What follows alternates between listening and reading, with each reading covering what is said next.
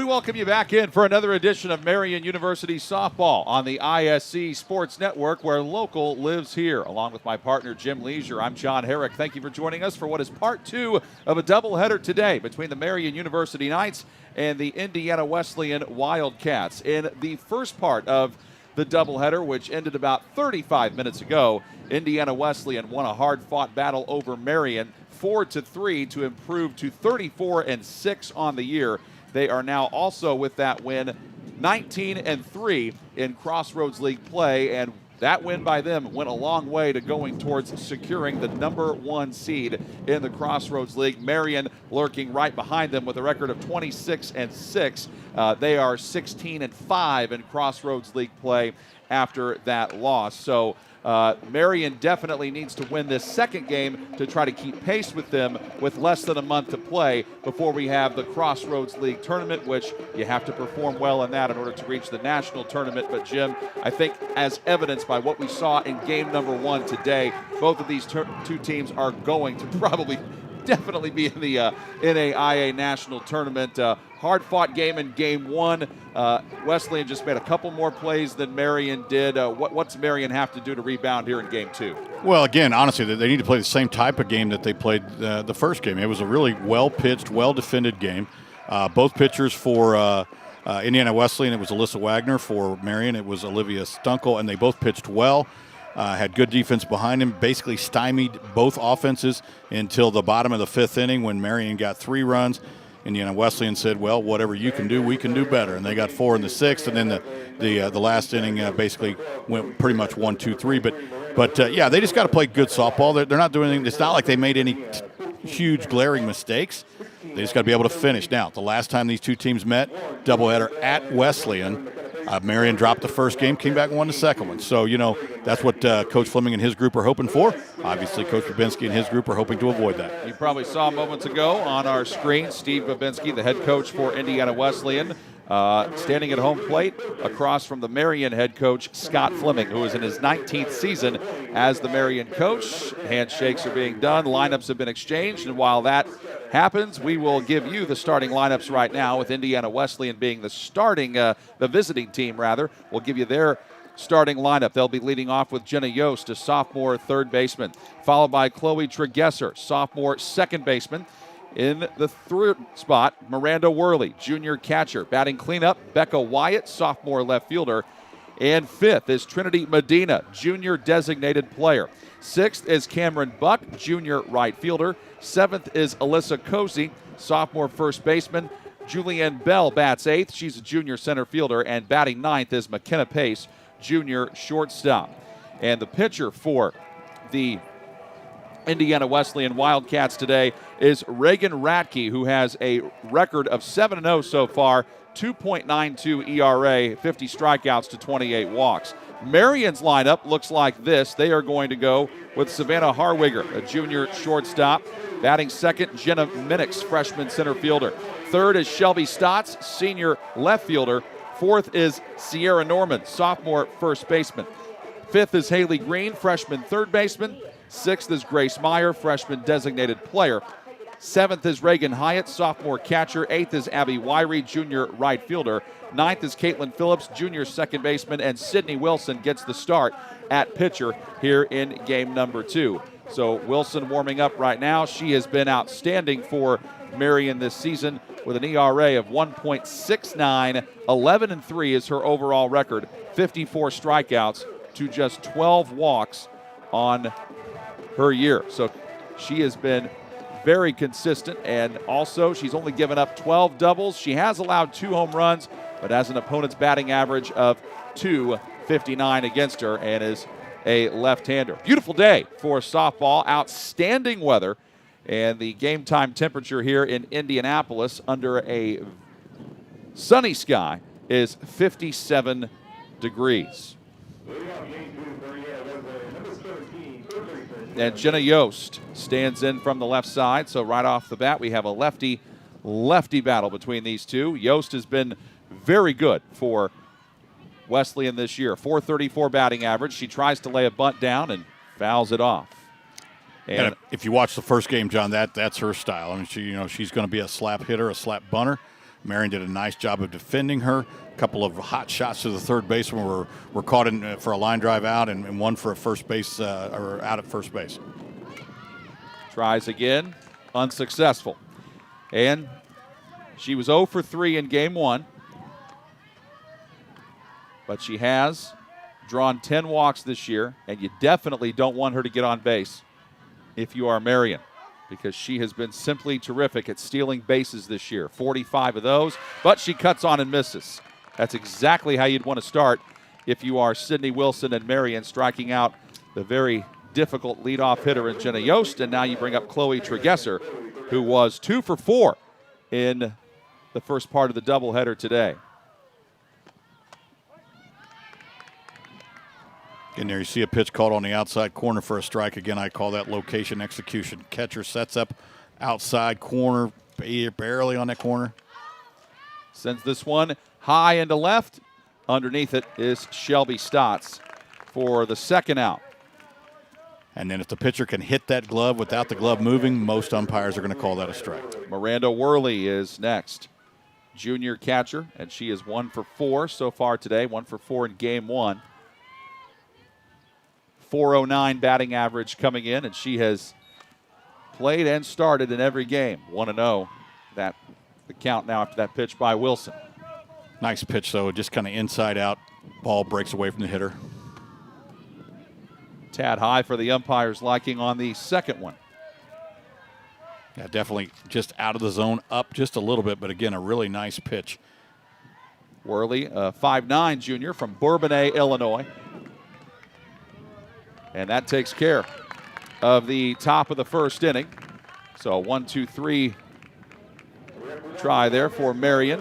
And while we have a moment, we'll keep it here and remind you that today's broadcast is brought to you in part by AAA Roofing. When it rains, it pours, so be sure to trust the pros at AAA Roofing. That is who we call. And also by Pepsi. Grab a Pepsi and some friends and get in the game. Pepsi is a proud partner of the Marian University Knights. And those are some prepared fans out there. I love that. Yeah, they're ready for anything over there. But they brought their dog, and between games I went down and I was walking around a little bit amongst the crowd looking for a friend of mine, and I noticed it must be bring your dog to the ballpark day, as several canines are out there, and some great dogs, good-looking dogs. You just see one there again, and everyone's well behaved. Now, not always when you get a bunch of dogs around do you get that, but right now I think the folks know the personality of their animals, and just a neat thing to see out here on the west side of Indianapolis. There's Reagan Radke warming up to go along with her 7-0 record. 50 strikeouts, 28 walks. Her opponents have only been batting 153 against her this season in what is 52 and a third innings pitched. She has given up 21 runs, 17 of which have been earned.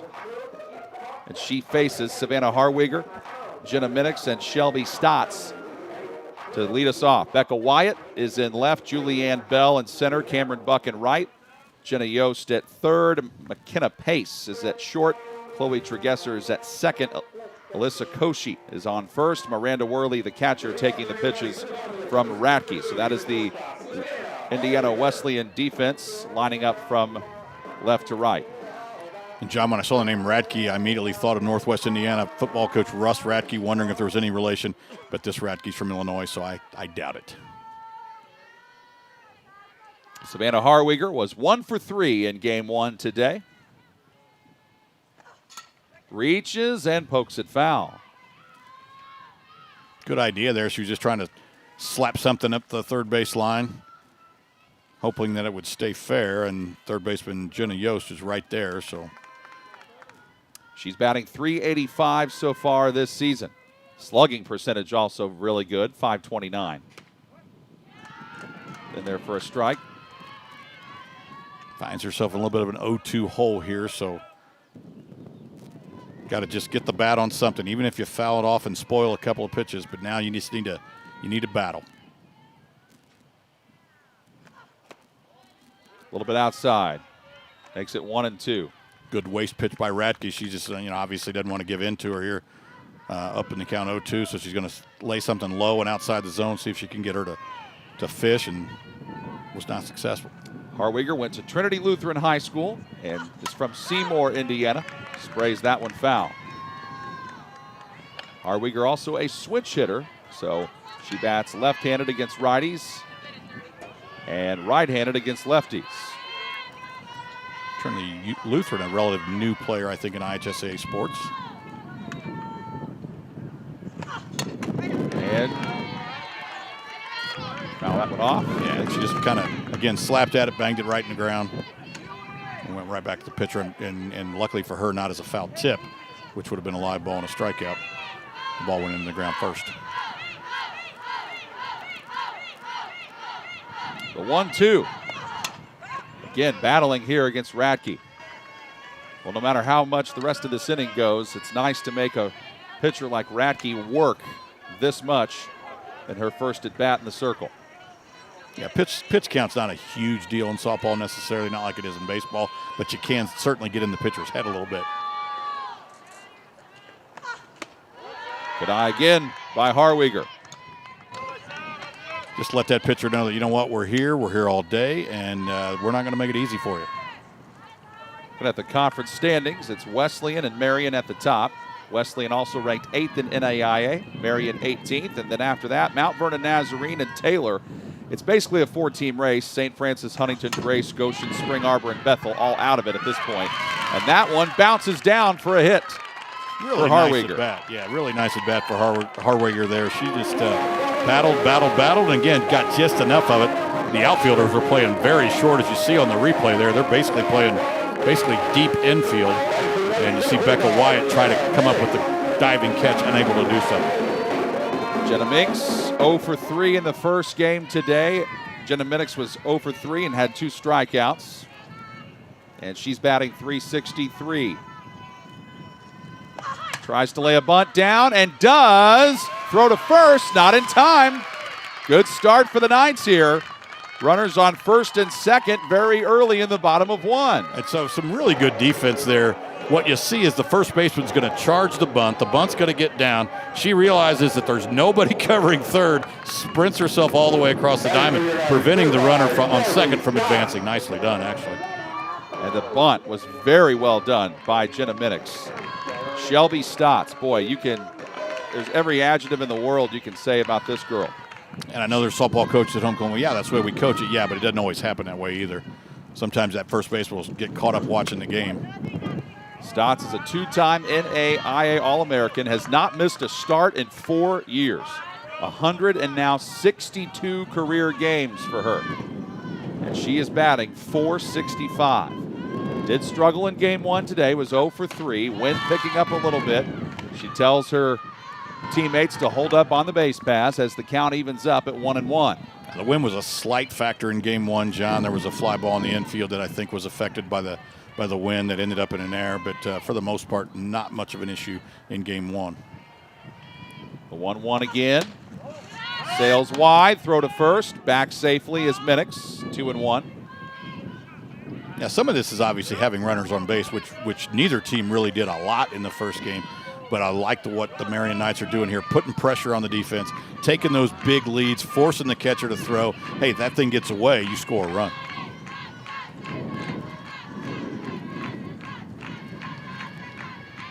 Radke delivers.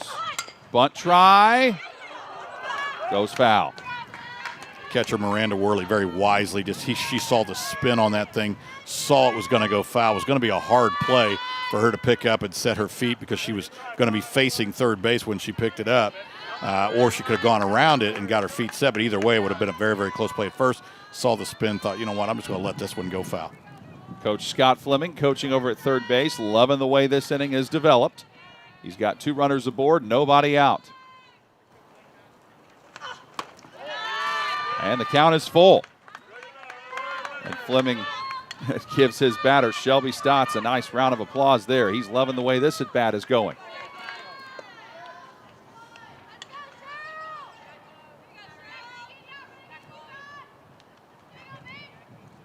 The payoff from Radke. Good job by Stotts to battle. That loss in the first part of the doubleheader today snapped what was a 9-game winning streak for Marian. I just feel like in so many sports in the NAIA, Crossroads League, it's Indiana Wesleyan and Marian. It's just always these two at the top. Yeah, Greg and I talked about that. And, the one thing about it is once Marian got up 3-0, you almost felt the momentum, and you thought, okay, the Knights are going to get game one. And then, unfortunately, again, Wesleyan, not the 8th-ranked team in the nation for no reason. That one sent high in the air to center. Bell underneath it.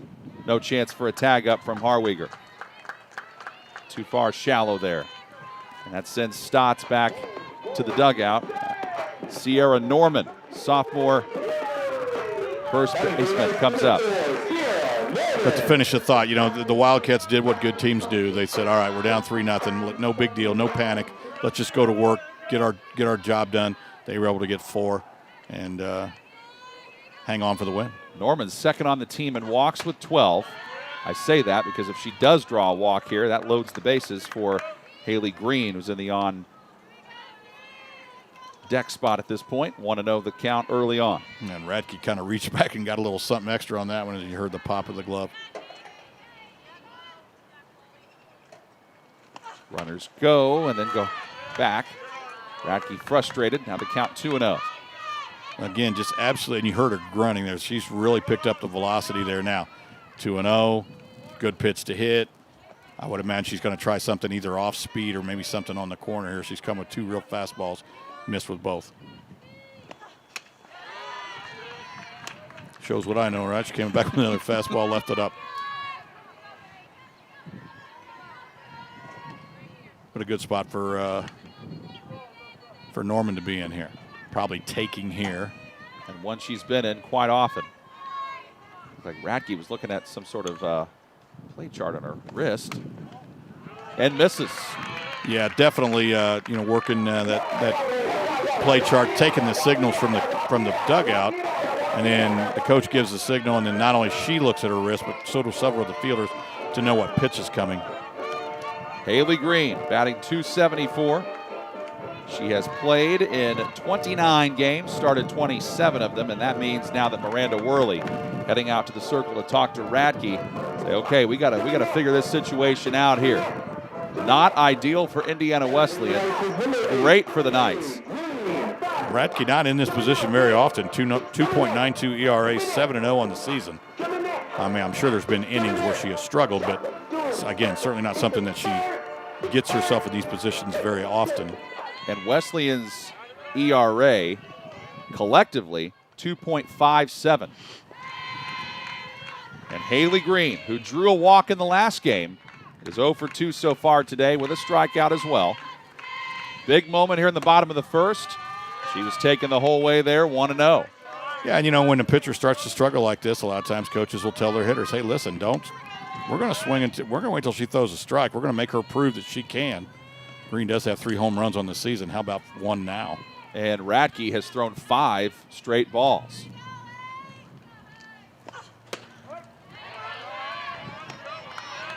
That ends that streak, 1-1. Yeah, so now you give the at-bat back to the player. You say, all right, now we go. All right, 1-1 is really like, 0-0, so just everybody's in a spot here to do what they do best. Makes contact, but fouls it away. Marian collectively, batting average-wise, hitting .340, holding their opponents to .240. And they score quite a bit of runs per game, about 8 of them. Count is 1-2 to Green. And Green powers it down the left field line. That ball is off the wall, scooped up by Wyatt. 1 run is in, 2 runs are in, could be a play at third, safe. Well, it wasn't the dinger that I somewhat predicted, John, but I'll tell you what, it banged off the wall just as well. And I'm sure Coach Fleming will take it. Here, the replay. This ball is hit really well. The left fielder playing kind of shallow, has no chance. Actually, it bounced off the warning track before it hit the fence. But a really, really big at-bat for Haley Green. 3 hits already in this inning. Grace Meyer comes up, freshman designated player. in this game. Reagan Hyatt is the catcher. Meyer was the catcher in the last game. So Green drives home, 2 runs. First pitch fanned by Meyer. Boy, Grace had a big old rip at that one. And again, an opportunity here with 2 runners in scoring position. You really just want to either hit a little bloop that is just over the infield or drive something down the line or in the gap. So close to being out of here, too. That ball bounced in the warning track. 1-1 the count. Grace Meyer also with 3 home runs on the season. Right now, I'm sure Coach Fleming would just take a base hit. Oh, yeah. Base hit. Scores 2, most likely. That one heading towards the gap. Bell trying to get there. And that's out of here. So the last hit nearly out of the park. This one is out of the park. A 3-run blast for Grace Meyer to score Norman, Green, and herself as the Knights opening it up in Game 2. Now we'll see if Coach Babinski decides to get somebody up. Obviously, it would be very early to do that, but just a bomb there. You know, that is the opposite way power alley. That's not easy to do. Congratulations to young Grace Meyer. And for Grace Meyer, she just hit her 4th home run of the year. Prior to that, for Haley Green, it was her 6th double. And both of those stats are huge because they have helped Marian really open up this first inning. And up comes Reagan Hyatt. Sophomore catcher. Saw she's hitting just a little bit under 300.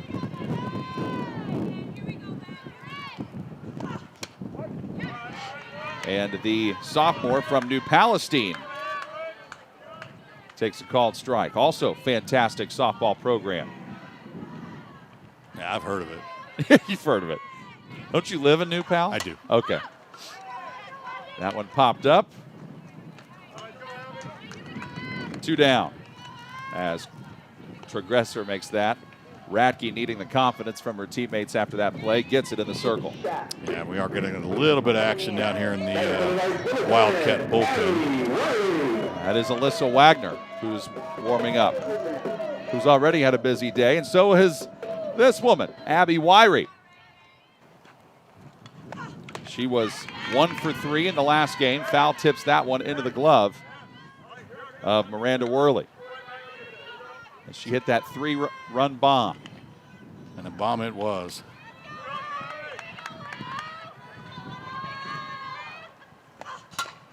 Chopped up the middle, base hit. Diving attempt made by Pace. She could not get there. And now we will have the entire Marian batting order up in this inning. Caitlin Phillips is the 9-hole hitter. She is 0 for 3 in the last game.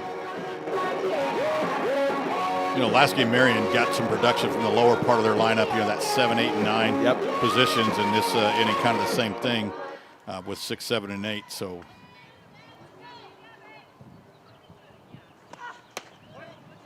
Phillips kind of far from home. She's a junior from Crown Point. Yeah, one of the things that Greg and I talked about in the first game, John, is just 19 of the 20 Marian Knight players are Indiana bred, and I love to see that. And Wesleyan kind of gets out in the Midwest a little more. One sent over towards third, throw to first, and that takes care of the inning. But 5 runs on 4 hits, no errors, and only 1 player left on. Marian leads it 5-0 as we head to the second on the ISC Sports Network. Every day we go farther, try harder, and do things others think are impossible. But for people who are passionate about what they do, it's normal. At Ortho Indy, we make sure of it. As the largest sports medicine group in Indiana and the official orthopedic provider for the Pacers, our specialists work to treat your injury from diagnosis to recovery and get you back in the game, because you were built to perform. Ortho Indy Sports Medicine, helping you get normal back, whatever your normal looks like.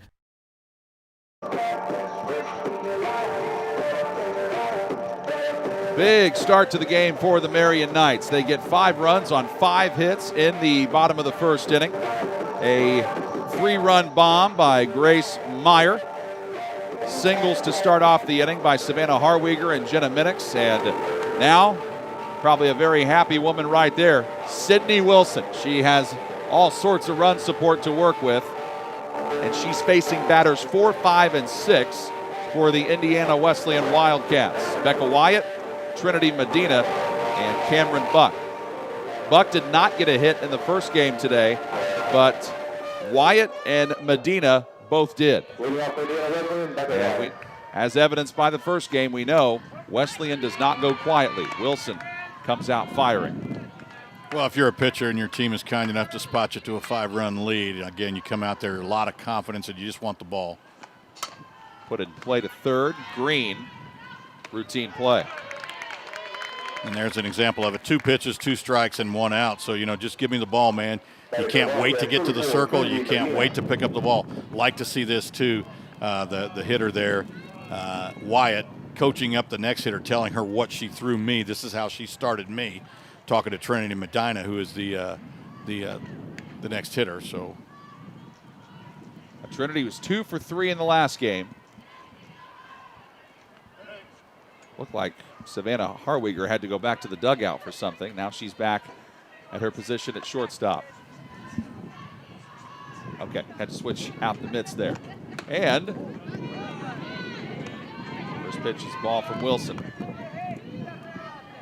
Again, working fast, right? You're up 5-0, man. Just give me the ball. Pitch was thrown well and framed well by Hyatt. Excellent spot. Really tough pitch to turn on. And, again, if you can hit it. But, open stance. She rips that into right. Base knock. Wyrie gets it back in. First hit of the game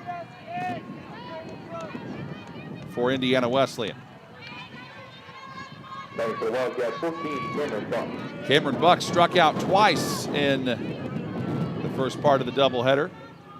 Is batting .293 on the year, has started in all of the games for Wesleyan. Quickly behind 0-1. .586 slugging percentage. On base percentage just a little under 400. And she gets on. So after the ground out, back-to-back base hits for Indiana Wesleyan. Elisa Koshi is next, sophomore first baseman, and she struggled in game 1, going 0 for 4. Now the bat number 16, Koshi. Well, the infielders have to know where the runners are here. You got forces basically at every base, not home plate. And just let the ball take you to where you're going to take it. If you're the third baseman, it's hit to your right, you're going to go ahead in the bag, touch, and try to go across maybe for a double play that way. If it's hit to your left, again, you're going to go to second or first. Now, if you got to come in on it, you're going 1. You got to know all this stuff before the pitch is thrown, and that's every single infielder. Wilson fires. Oh, that one kept in the infield, and she's safe. Boy, that went off the glove of Phillips, into the glove of Harwiger, and it looked like she was stretching out to tow the bag, and the umpire says no. Well, he had a great shot at it. We're going to see the replay here. Great effort here. Again, keep it in the infield if you can.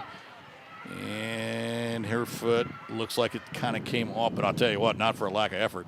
That is really almost a gymnastics type split. That's what he was calling there. Yeah. He said her foot did come off the bag. Great effort, though, by Harwiger. And because that ball was so sharply hit, that is a single. So 3 singles in a row for Indiana Wesleyan. Loads the bases. That draws a conference in the circle between the whole infield and Wilson and Hyatt. That brings up Julianne Bell, who's 1 for 3, but Bell is definitely dangerous. And one of the things between there with that conference on the mound with the players is Coach Fleming went out and had some words with the umpire there. She has homered once, hits .345, fouls this one off. I don't know if our cameras got that or not, but he went out and at least had his say. He wasn't obnoxious about it, obviously.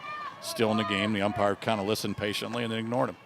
And that one, did it hit her? Yes, it did. So that sends home Medina from third to put Indiana Wesleyan on the board. And Bell, I believe she gets an RBI for that. She certainly does, earning it the hard way. But again, the lower part of the lineup, producing, delivering for Coach Babinski's Wildcat team. McKenna Pace is up. chops it. That one tagged out. Throw to Umpire called the foul. Okay. Yeah, we'll get another look at it here. Remember, again, it's not where the player is or the defender is. It's where the ball is when it's first touched. Is it in fair territory? Is it in foul territory? We're going to get a great look at it here. And look, foul. Looked like a pretty good call. Home plate umpire's right in line to call it. If it had been fair, what a great play that would have been. Unfortunately, a base hit to right. Base hit. 1 run is in. And that's all that will get home this time. But an RBI single for McKenna Pace. That scores Buck. Wesleyan inching their way back into this just like they did back in game 1 after they got behind 3-0. They get behind 5-0. Now they get within 3, and Coach Babinski, the head coach for Wesleyan, coming out to talk to the umpire. I think we might be seeing Jenna Yost Yost runner somewhere. It could be that. Jenna Yost is the scheduled hitter. He did pinch hit for her the first game. That is what's going to happen here. Now, he may re-enter Yost, but he wants somebody with a little more power. Again, Yost is just that slap hitter, not necessarily the person that's going to drive the ball, and that's what Coach wants here. He wants something into the outfield, into the gaps. This is Maddie Franklin pinch hitting for Yost. Pinch hitting for the Wildcats, number 9, Maddie Franklin. Franklin with no home runs on the year, but again, he knows Yost and what she's capable of is really only infield dirt. They need the ball driven deep. She's played in 21 games. That one popped up. Play near the line, caught by Harwiger. There's 2 down. So that does not go the way Coach Steve Babinski wanted. He was hoping for a big play, and instead, first pitch swinging, second out. Chloe Tregesser, who hit it hard into center but flew out back in the first, making her 2 for 5 on the day.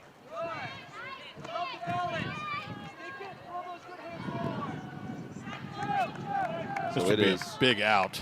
It is Kosi on third, Bell on second, Pace on first. That one's foul, but not by much. Got a good piece of it.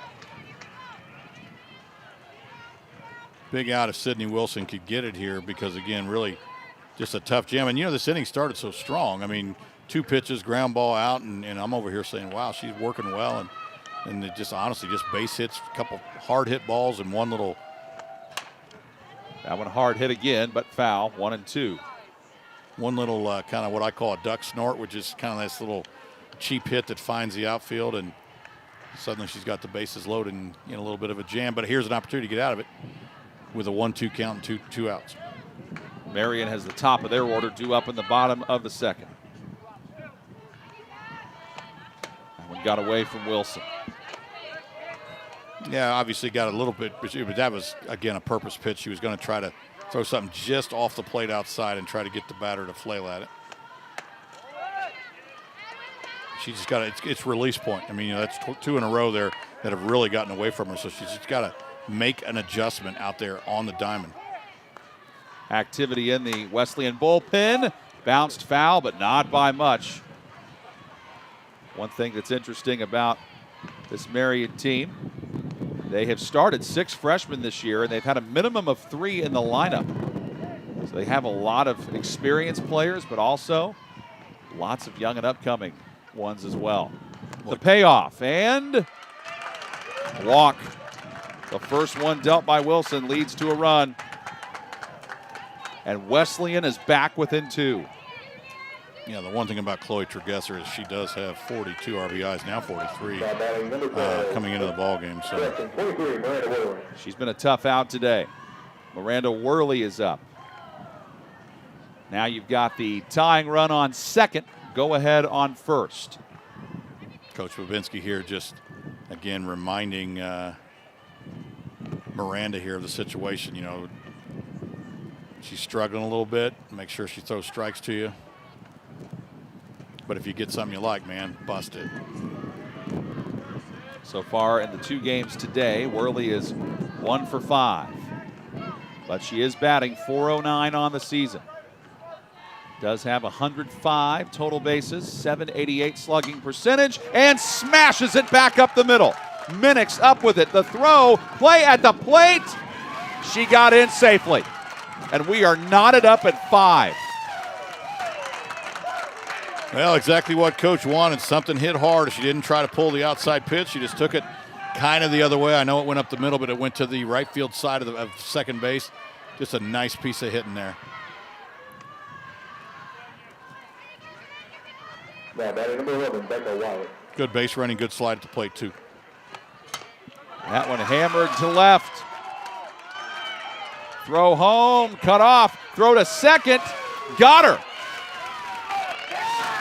The umpire's indicating the run does score, saying that the runner crossed the plate before the third out was made, so the run does count. All right, so Indiana Wesleyan takes a 6-5 lead as we head to the bottom of the second on the ISC Sports Network. You have enough on your plate. Let McAllister Rentals' wide selection of equipment help. With an extensive equipment selection and experienced people, McAllister Rentals in the Cat Rental Store is your one-stop.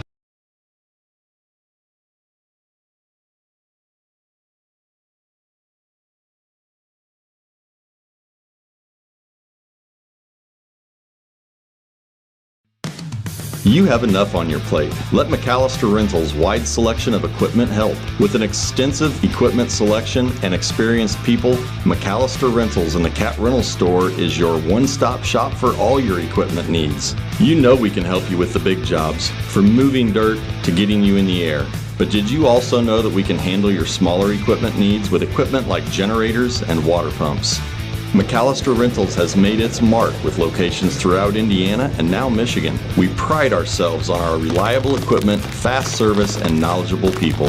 Visit us online today or give us a call. McAllister Rentals, helping build Indiana since 1945.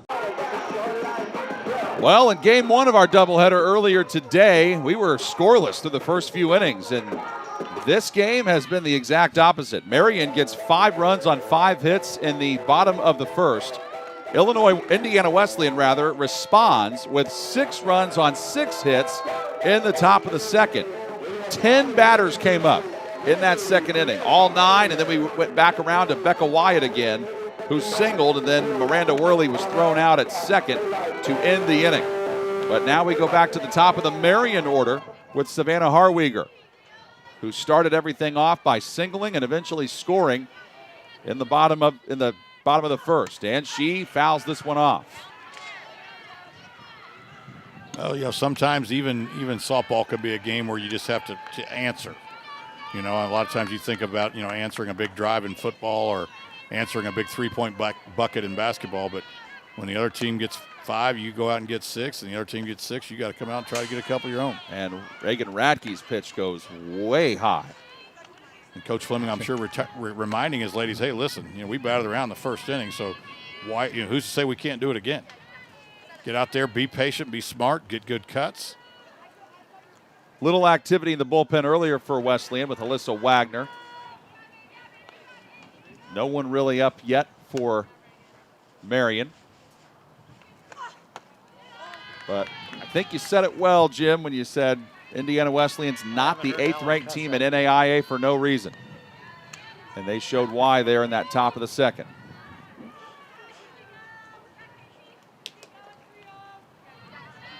Still plenty of softball to be played here. Count is 2-1 to Harweger. She is 2 for 4 in the doubleheader. Thinks about showing bunt. Makes it 3-1. Pitch must have just missed. It looked like a pretty good pitch from here, but the umpire didn't feel that it took any part of the plate or was out of the zone.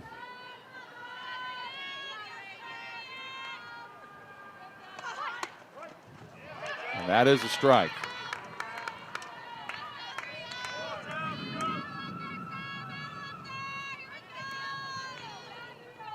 This is kind of working out the way the first at bat went with Harweger.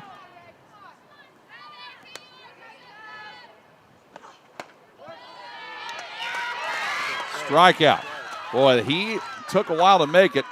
Harweger, I think, felt like she was going to head to first, but he said no. That pitch again might have been just at the, looked a little bit low, and then the catcher, in my opinion, when the catcher moves the glove that far, they're saying 3-2 count, John. Yep. To me, that pitch was probably out of zone. So that She is not out. She's not out. Okay, well. Okay. They said that was just a 3-2 pitch, or 3-1 pitch. 3-2 now for the count. All right, I thought it was 3-2. Apparently now it's 3-2. All right, well, let's.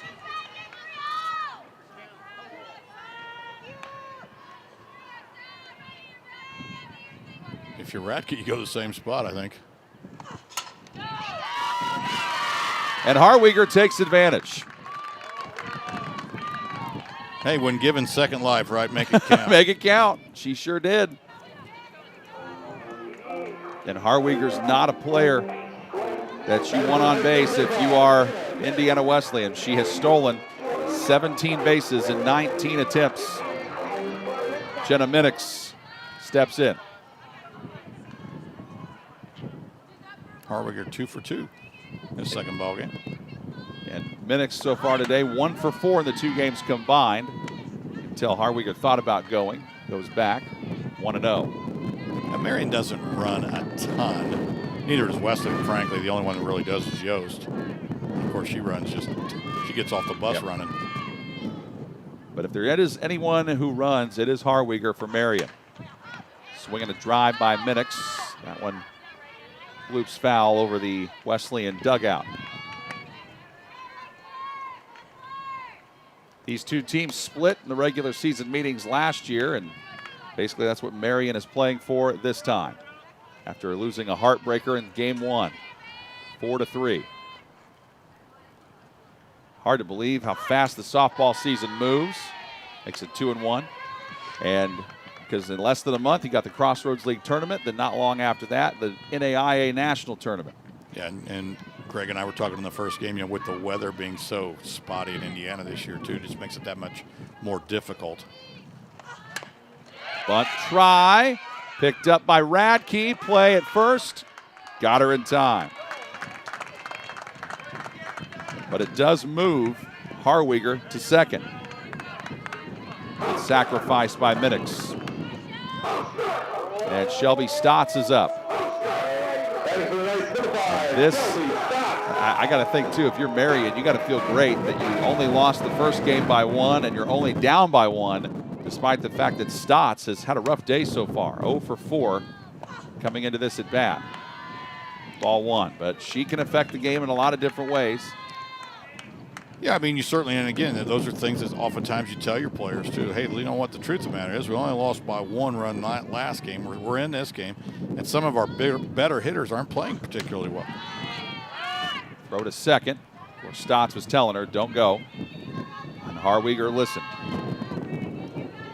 And Stotts is tied for the team lead in home runs with 11.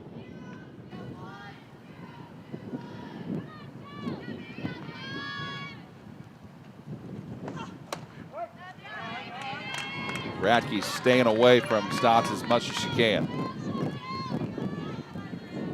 After Stotts, it is Sierra Norman, who's also gotten on. The 5 runs scored in the first were Harwiger, Minix, Norman, Green, and Meyer.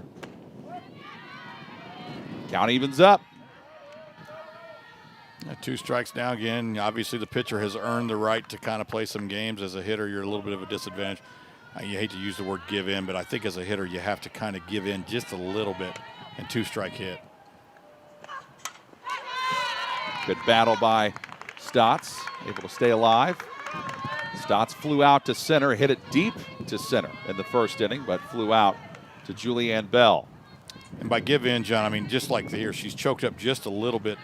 So she's going to shorten the bat, be a little bit quicker to the ball. Maybe you get a little closer to the plate to take away the outside corner. You got to give something in to try to get a base hit here.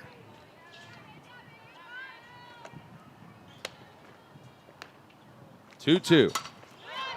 Foul again, almost in the same spot. Nice job, again, just by choking up and moving slightly in toward the plate. She's able to cover that outside pitch. More importantly, able to cover just maybe an inch or 2 or 3 outside the plate, because sometimes the umpires will give pitchers that pitch. And again, you just can't go up there and take your normal, hey, I'm comfortable cut, because you got 2 strikes. Stotts Hits it in a spot that does not allow Harwiger to advance. And Yost delivers a strike to first, 2 away. So Sierra Norman walked and scored in the first inning. 2 outs now, the runner on second base. Anything hit to the outfield is scoring, and you got to know that if you're the runner. I'm sure the coach knows it. He's probably already told her. Anything in the outfield, we're scoring you.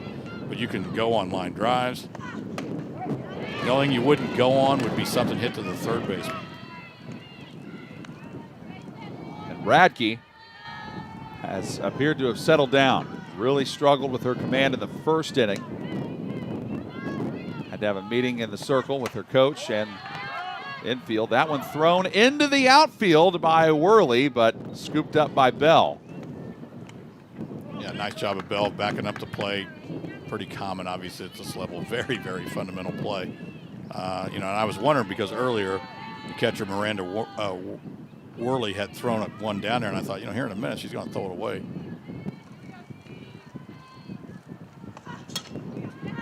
As a coach, I never minded when the catcher took a shot every now and then, but sometimes too much is not good. Stop throwing it around. Let's get outs. That wind really starting to pick up. It was only at about 15 miles an hour to start off the ball game. Now it's picked up to about 25 miles an hour. Hit high in the air to right. Could the wind help this ball out of here? It did. As Sierra Norman smokes that into right, and the Marian Knights regain the lead at 7-6.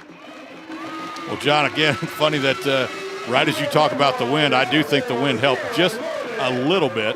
That pitch is away outside, and she just great job of keeping the front shoulder in, firing the hips, and just bringing the hands through, and just enough. Didn't get out by much, got out by enough. It was kind of moving in from the left field line and helped give it that extra nudge. Haley Green, who doubled in the first inning, scored and also drove in 2 runs, comes up. And now Indiana Wesleyan had to take a moment in the circle to regather themselves. Well, I talk about the tale of 2 cities here. I mean, the first game, very well pitched, well defended, and just seemed like you knew it was going to be a 1-run game. This one here has the feel of a 13-12. 13-12. We could get to that by inning 4. Exactly. At this rate. Also, 9 different Marian players have hit home runs this year. 1-0. Smacked by Green. That could be trouble, and it is for a base hit. So Green was 0 for 2 in the first game. She's 2 for 2 in the second one. Well, the pitch was just inside. You can see her there kind of looking at her hands, because those things, when you hit them off the handle like that, they have a tendency to rattle on you, and it stings a little bit, but she'll take it. If you got to give up a little bit of hand stinging to get a base hit, I'm sure she's more than happy to do so. And that last home run by Sierra Norman is her 12th. That puts her in the team lead. She was tied for that with Stotts. And now she's got 12 on the season. Radke changes things up drastically there with just a change up there. This is Grace Meyer, who hit the other home run here in this game earlier today. And that one a called strike as well. So it's 0-2. And comes right back with the fastball. So again, you got to give in just a little bit. I'm not saying you have to give up your at-bat, but the pitcher has earned the right to play some games. Sent over to short. Pace has one play. It is at first, and she makes it. But Marian gets 2 runs on 3 hits. They do leave a runner on base, but they retake the lead 7-6 as we head to inning number 3 on the ISC Sports Network. Meet Chip. 30 years ago, he started a small business with a big idea. Today, there's a new building, a new fleet of equipment, and a new era of leadership. But we know Chip, and at Indiana Members Credit Union, we know he plans to keep growing, building business with the next generation. IMCU is here to help with secure and simple account management tools and commercial financing to grow business. Today, it's all about Chip. Tomorrow, it's all about you. Because at IMCU, it's you that matters. This presentation of Marian Knights softball on the ISC Sports Network brought to you in part by BSN. Thank you to BSN, the preferred provider of apparel for Marian Knights athletics. And by the M Club. Joining the M Club is the absolute best way to support the student athletes at Marian University. Back and forth we have gone so far in game number 2. The fans have been treated to some outstanding weather today. Temperature's been below 60 degrees. Only supposed to have about a high of 58, but the weather's been outstanding. The wind has been sort of intermittent. It's been light at other times, breezy as well. And you saw that play out there in the bottom of the second inning as the first pitch swinging by Trinity Medina, and she is out at first base. That is a big out. In fact, this is a huge part of the order that the Marian Knights would like to take care of, because all these batters here, 5, 6, 7, 8, and 9, all got on base in the second and led to Indiana Wesleyan scoring 6 runs in that second inning as Cameron Buck takes outside, makes it 1-0. And 4 of the 5 got on by via pretty well hit base hits. I mean, there was nothing cheap about them. And again, you don't want to be, I guess, Mr. Debbie Downer or whatever, but the inning started last time. First pitch, out. You got to be able to build on it here. That one bounced hard into left. And like you said, Jim, I mean, it's not like Indiana Wesleyan isn't earning these. These are well hit. Yeah, well struck balls. And again, she's got to find a way to keep the hitters off balance, because right now they're just teeing off on her. We got to change speeds. We have to hit spots, whether it's low pitches or top of the zone. Do you maybe try to bring them down in the zone a little bit? One or the other. I mean, you're either going to go low or high, but you got to work different parts of the zone. You have to change their eye level. Alyssa Koshy is up now. She singled and scored, putting her at 1 for 5 so far in this doubleheader.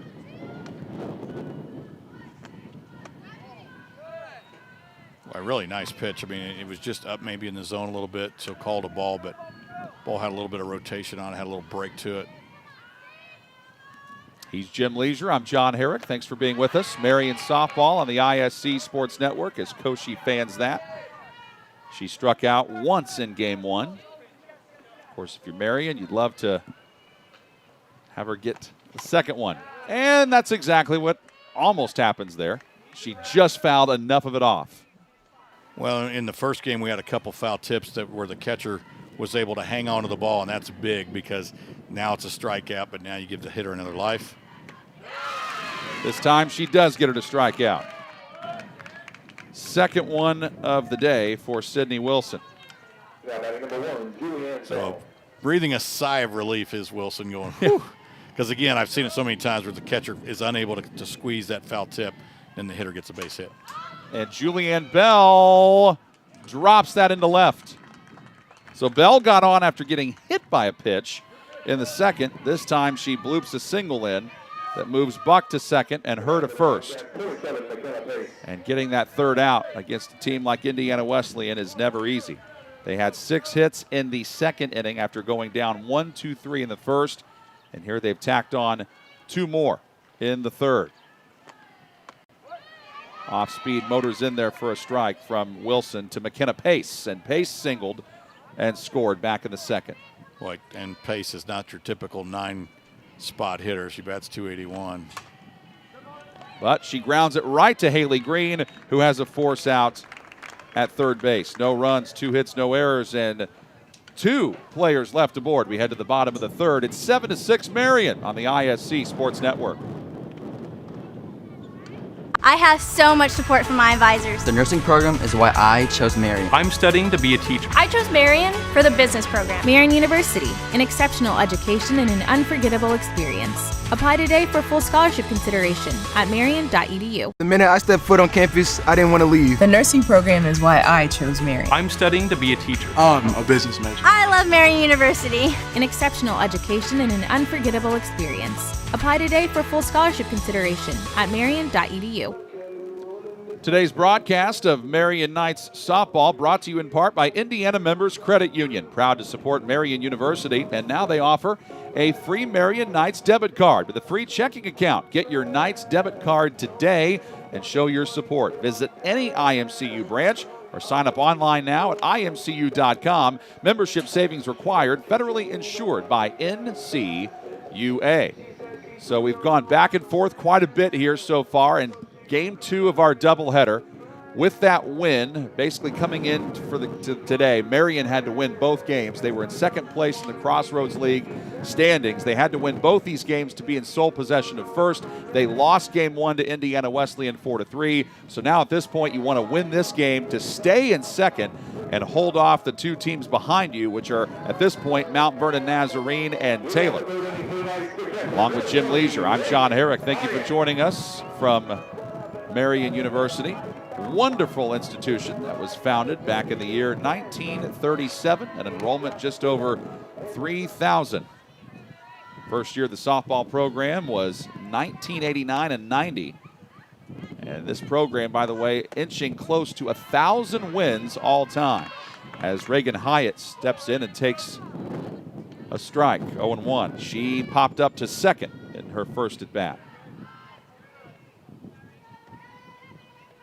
So it was 5-0 Marian.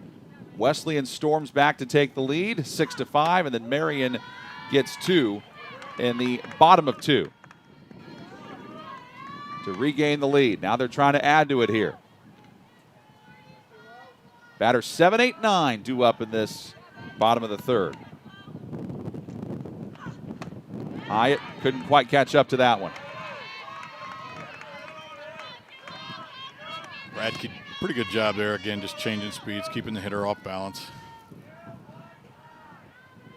I'd say she's been doing a lot more of that, especially since the first inning, where she struggled. Fell behind 3-0 a couple times. But that's not happening here. She hits that back to the screen. You know what, though, John, again, this is a ball club that's ranked 8th in the nation, and you know, it's that kind of competitive greatness, to use an old John Wooden term there, that be at your best when your best is needed, when your best is called for. She did have a very, very difficult first inning, but then she's since then really started to bear down and just get back to what she does best. Hyatt, pace, throws her out. Abby Wyrie does have a home run today and a single, making her 2 for 4 today. And the junior from New Palestine has, the junior rather from Lebanon. It's Hyatt who's from New Palestine. Wyrie's from Lebanon. And so far this year, Wyrie batting .289. Takes a strike. I do know that New Palestine has sent more than a handful of players here to Marian to play softball. Megan Jackson comes to mind from several years back. Of course, that's the advantage of being Marian. You're not far from New Palestine. Pretty easy to head down the road to recruit. 0-2. Well, you're not far from a lot of really good Central Indiana programs. And, Nope. you know, if mom and dad want to see you play, and you know, it's a fantastic academic institution, and it's also located in a major metropolitan area. So, you know, there's plenty to do, plenty of nightlife, plenty of things to do, museums, parks. Chopped foul.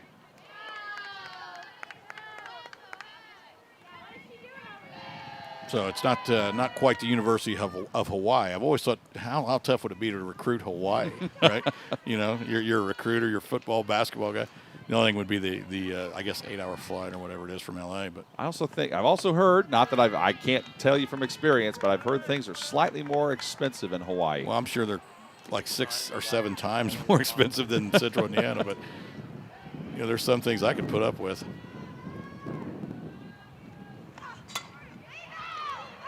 And that gets down for a base hit from Wyrie. What an afternoon she is putting together. Now 3 of 5 in this doubleheader, and that includes a home run.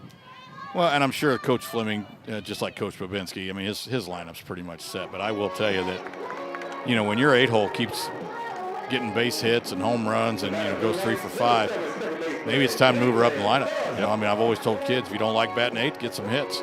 Make me move you. All right, if you don't like batting 9th, get some hits. Make me move you. But, I mean, again, a lot of it is based off, you know, on-base percentage, slugging. Caitlin Phillips up, and she tries to lay a bunt down. ends up fouling that one off.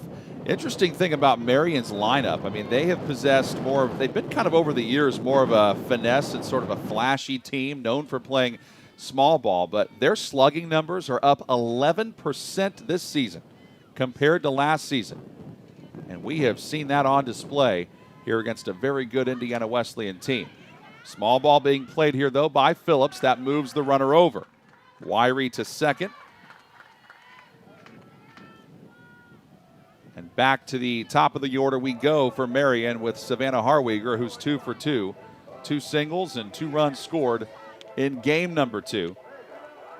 And that also puts her at 3 for 5 in the doubleheader combined today.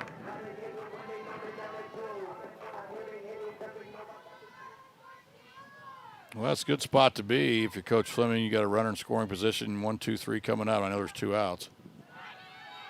Almost got away from Miranda Worley, but she does a good job keeping it in front of her.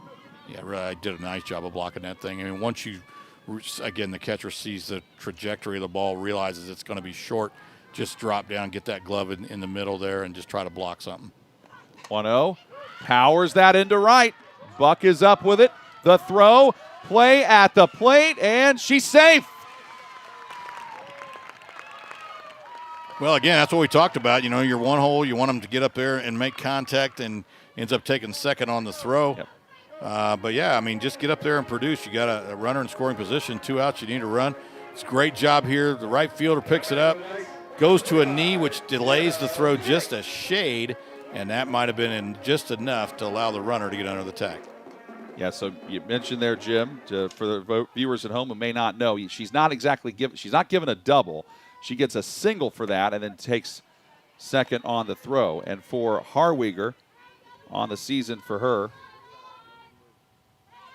that is her 44th hit. And just smart base running. I mean, once you realize that the right fielder, because it's right in front of you, right fielder's going home. I mean, there's no cut, ball's too high, go to second. I mean, you might as well take the extra base. Now you're in scoring position with the 2-hole batting, so, you know, you got an opportunity here to get another run. Jenna Minix is up. And that fouled off of herself. Yeah, very close there. I mean, that ball she was still in the batter's box when it hit her, but if you hit the ball and it kind of dribbles in front of the plate and it hits you out of the batter's box, you're actually out.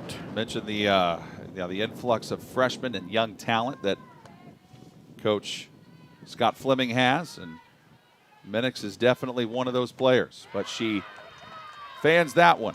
However, Marian does get a run with a hit, and they do leave a runner on base, but they up their lead to 8-6 as we head to the 4th next on the ISC Sports Network. Pat Sullivan here for the Michaelis Corporation. They've been in business for 35-plus years. I'm here with the owner, Richard Michaelis. Hey, Richard, what's the key to the growth over the last 35 years? Pat, I believe being a family-owned local business that is involved in the community has a lot to do with it. All right, so you have a lot of services. Tell us about some of those services. We're really, really strong in the emergency services, smoke, fire damage restoration, storm and water damage restoration, all while working with your insurance company. We also do mold remediation, basement and crawl space waterproofing, foundation repair, and roof repair. We are a full-service company. All right, as to the owner, we know you wear a lot of hats. What do you do day to day? I really love being out in the field working with our clients. It gives me a great opportunity to understand their needs so we can take care of them.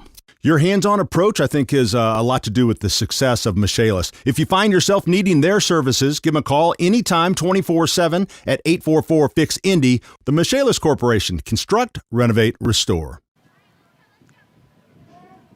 Marian tacks on another run in the bottom of the 3rd, increases their lead to 2 runs. They've scored the last 3 in this one, so Marian Knights fans enjoying today's game on what is a fantastic Saturday afternoon. Temperature now 58 degrees. Jenna Yost re-enters the game for Indiana Wesleyan. She struck out in the 1st, then Maddie Franklin hit for her in the 2nd.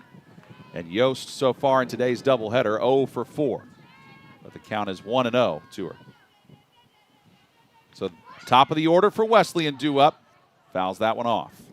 It's Yost, Chloe Tregesser, and Miranda Worley. Indiana Wesleyan, an impressive 34-6 on the season. They're also 12-2 on the road. And Marian only has 2 losses at home this year. They are 11-2 at home. Both these teams very good on the road, by the way, as that one's fouled off as well. Marian's 9-3 on the road. But, you know, you're not going to be 2 of the top 20 ranked teams in the NAIA if you can't win away from your home field. Yep. Actually, I think Marian's done a fantastic job of defending Yost here. Obviously, they saw her earlier in the year. She's a sophomore, probably saw her last year. And this is just her game. She's a small ball player, as you said earlier, using that term. And they've done a really nice job defensively. Look at the outfield just playing maybe 5 feet off the infield grass. And we talked about also how both these teams don't like to run a lot, as she pops this one up and fouls it off. But the one player that loves to run on the base pass is this one, Jenna Yost.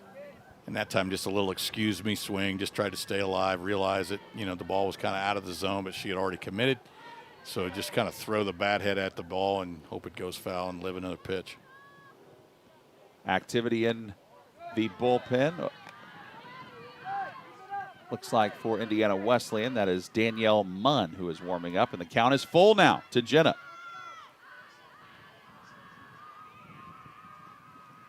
Pitch from Wilson. Sprayed back to the screen again. And if Yost gets on, I fully expect her to run. I mean, she hasn't really ran all day, hasn't been able to get on much, but you know, I just think with the what amounts to the second catcher for Marian behind the plate, I think if you're Coach Babinski, you got to take a shot at it. Yep, says it's foul. Hyatt, of course, did the right thing. You know, you don't want to just assume it's going to be foul, so she picked it up and was like, well, I'm going to play this like it's fair. If he calls it foul, fine. And that's what he does. Yeah, that's the only way you can play it. Now, you'd be surprised. Some kids do try to play and umpire at the same time. But I've told kids for years, you can't umpire. You know, I'm not even sure you can play. But and that one, with her playing shallow, Abby Wiry was up a little too far, and that is blooped into right. That could be big trouble. And she gets credited for a triple there. Jenna Yost takes advantage of the shift by Marian's defense. Well, I mean, yeah, you just got to take advantage of what they're giving you. And, again, the right fielder's basically playing a deep second base. So, again, she's not necessarily the best power hitter, but she can turn on an inside pitch, and that's what she did. That brings up Tregesser, and Tregesser pops up, and Harwiger makes a nice play. That's a big out because Tregesser has been a problem for the Knights today. She is now 0 for 2 in this game with a walk, but she has scored a run. That puts her, she's also 2 for 6 in the 2 games combined, and Miranda Worley is up. Worley 1 for 2 in this one, 2 for 6 in the 2 games as well. That one was fouled off her foot, so 0-1. Yeah, again, a lot of times umpires are listening for that second hit. You know, you hear the ball hit the bat, and then obviously it hits something else.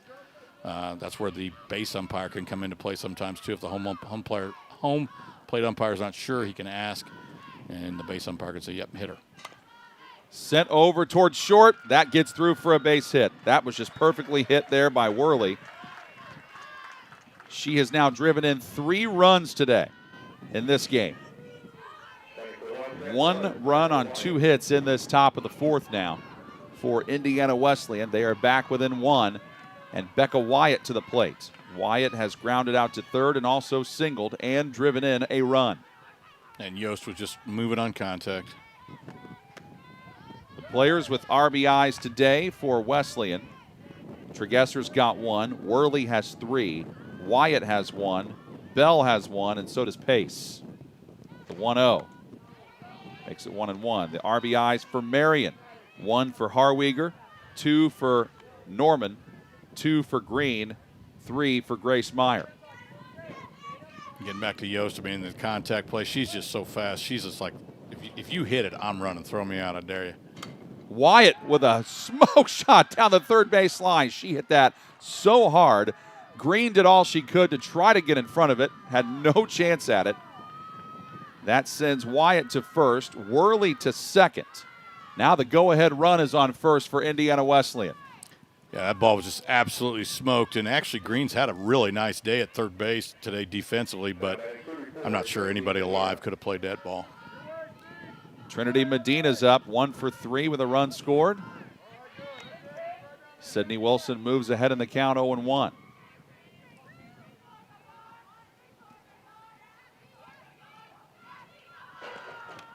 Fouls that one off. It's a big at bat. You got her 0-2 here. Marian in the bottom of the 4th inning will have their 3, 4, 5 hitters of Stotts, Norman, and Green coming up. The 0-2, definitely high. So if you're Wilson, you want the punch out here. But if you're Medina, I mean, you want a battle. I'll try to jam her, and she ends up pulling it foul. Yeah, I'm sure her eyes got as big as softballs and said, man, an inside pitch, I'm going to turn on this thing. And unfortunately, the ball carried in a little further than she thought it was going to and just kind of took it off the hands or just above the hands and out of play. There's Sydney Wilson today, 2 strikeouts and 1 walk for her. Count evens up. Pitch just missed. So if you're Wilson, I think you want to come back to the same spot, just change the location just a little bit. She did. It's like she heard you. Strikeout number 3 for her. Leaves the runners at first and second with 2 down. And Cameron Buck, who has not been an easy out. One more look at it. Oh, that was filthy. Yep. Just took a little bit off of it there at the end. That ball just looked like it just dropped right off the end of a table. Wilson stays away from that pitch. Good job by Hyatt to corral that somewhat wild delivery there. You know, we've been, that third base side's been pretty busy today. A lot of foul balls been hit over there. Yeah, and again, Haley Green has played well. I mean, she's had a couple rockets hit at her, both on the ground and line drives, in the air, and she's done a nice job. Now, again, that one, there's nobody I know that could have played that. 1-1. Upstairs, again, Hyatt with a good play behind home plate.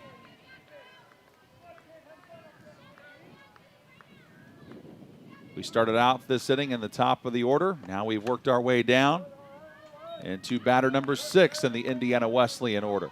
And it's 2-2 after that foul off by Buck. Marian jumped out 5-0.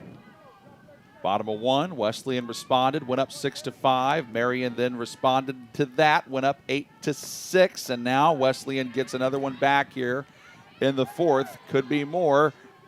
Count is full to Cameron Buck. Can Wilson get out of this jam? Coach Babinski steps out, tells his runner, we're moving. And the bases are loaded. Wilson only had 12 walks coming into this game. She had appeared in her 16 appearances coming in, just 12 walks total. Now she's had 2 today. 1 to Buck and 1 to Tregesser. And Alyssa Koshy is next. She's 1 for 2. A run scored. She has singled and also struck out. So that's got to be a little bit of a confidence boost if you're Wilson, knowing that you've struck out Koshy already. And that would certainly be ideal here with the bases juiced and 2 away. Yeah, and Koshy just a sophomore, but again, I'm sure she realizes the magnitude of this at bat. Sophomore from Round Lake, Illinois. 5'9", and she's a switch hitter. She bats right-handed against lefties and takes high for ball 1. Yeah, Wilson starts her off with the changeup there, tries to get her out in front of the pitch and maybe ground something weakly or just swing and miss. That one nearly hit her. 2-0. Wilson's got to find a way to fight back here. Again, now she has to give in a little bit. The pitcher or the hitter has earned this situation. Now the pitcher has to give in a bit. Got it on the outside corner, just enough. Excellent pitch. Great location. Great change of speed. I mean, if you can do that, do it. You got to be more consistent with it. Tried the change up there and just didn't have enough on it. See if she tries to go back to the pitch before that one. Tie game. Back-to-back walks by Sydney Wilson. That scores Miranda Worley. Moves Wyatt up to second. Or Wyatt to third, rather. Buck to second. 6 different Indiana Wesleyan players with an RBI. That one hit over the head of Jenna Minix by Julianne Bell. Scores 1 for sure and 2. Indiana Wesleyan back on top. Well, let's watch this again here. Again, I don't know if the wind had any effect on it, but just a big, big hit there. I think that's just more really good contact by Bell. She has driven in 3 runs today. Now McKenna Pace is up. Yeah, John, and just to clarify there, I think 3 runs actually scored. The Did bases they? were Okay. loaded, yeah. The bases were loaded before that bomb, and now you got a young lady standing on second. Second, that's right. Okay, so she's on second. I'll tell you what, they were running, just people running everywhere. Of course, with 2 outs, you're able to move on contact, so not as hard to score from first. Ground ball, throw, out. As McKenna Pace grounds out to end the inning, but back comes Indiana Wesleyan to score 5 runs and regain the lead at 11-8 on the ISC Sports Network. Still waiting? You could have been seen by an orthopedic specialist at Ortho Indy Urgent Care. Avoid the wait, cost, and drama of the ER. Ortho Indy Urgent Care. Orthopedic care without the drama. Find a location near you. Meet Zach. Day and night, rain or shine, even just out for a spin, Zach gets around. But we know Zach, and at Indiana Members Credit Union, we know he's been saving up to trade up. IMCU is here to help Zach and you drive your dream. Now get financing as low as 1.99% APR on a new or used vehicle. Today, it's all about Zach. Tomorrow, it's all about you. Because at IMCU, it's you that matters. Well, based on the score, you're probably wondering how the pitching is doing, and well, it's been a game for the hitters. It certainly has been that way. And Indiana Wesleyan now has a new pitcher in the game. Danielle Munn, who was warming up before, comes in to replace Reagan Radke, whose day ends after 3 innings. And Danielle Munn this season, a 2.09 ERA, 6-3 record, does have 3 saves, 33 strikeouts, 19 walks. Her opponents are batting .188 against her. Radke had 1 strikeout, 1 walk, and she gave up 8 runs, all of which were earned, to go along with 10 hits. And Shelby Stotts starts off the bottom of the 4th for Marian. She's had a tough day today, 0 for 5 in this doubleheader. And first pitch from Munn is upstairs. Yeah, Coach Babinski here is going to get Munn some work. I mean, again, it's always nice to have, and it's meaningful work. I mean, this ball game obviously not over, just a 3-run game against a very, very good team. So meaningful work for a young lady who could maybe help you once the tournament starts. Starting pitcher struggles a little bit. You got somebody else that you can come in with. 2-0 to Stotts. She was taken the whole way there and motors its way in for a strike.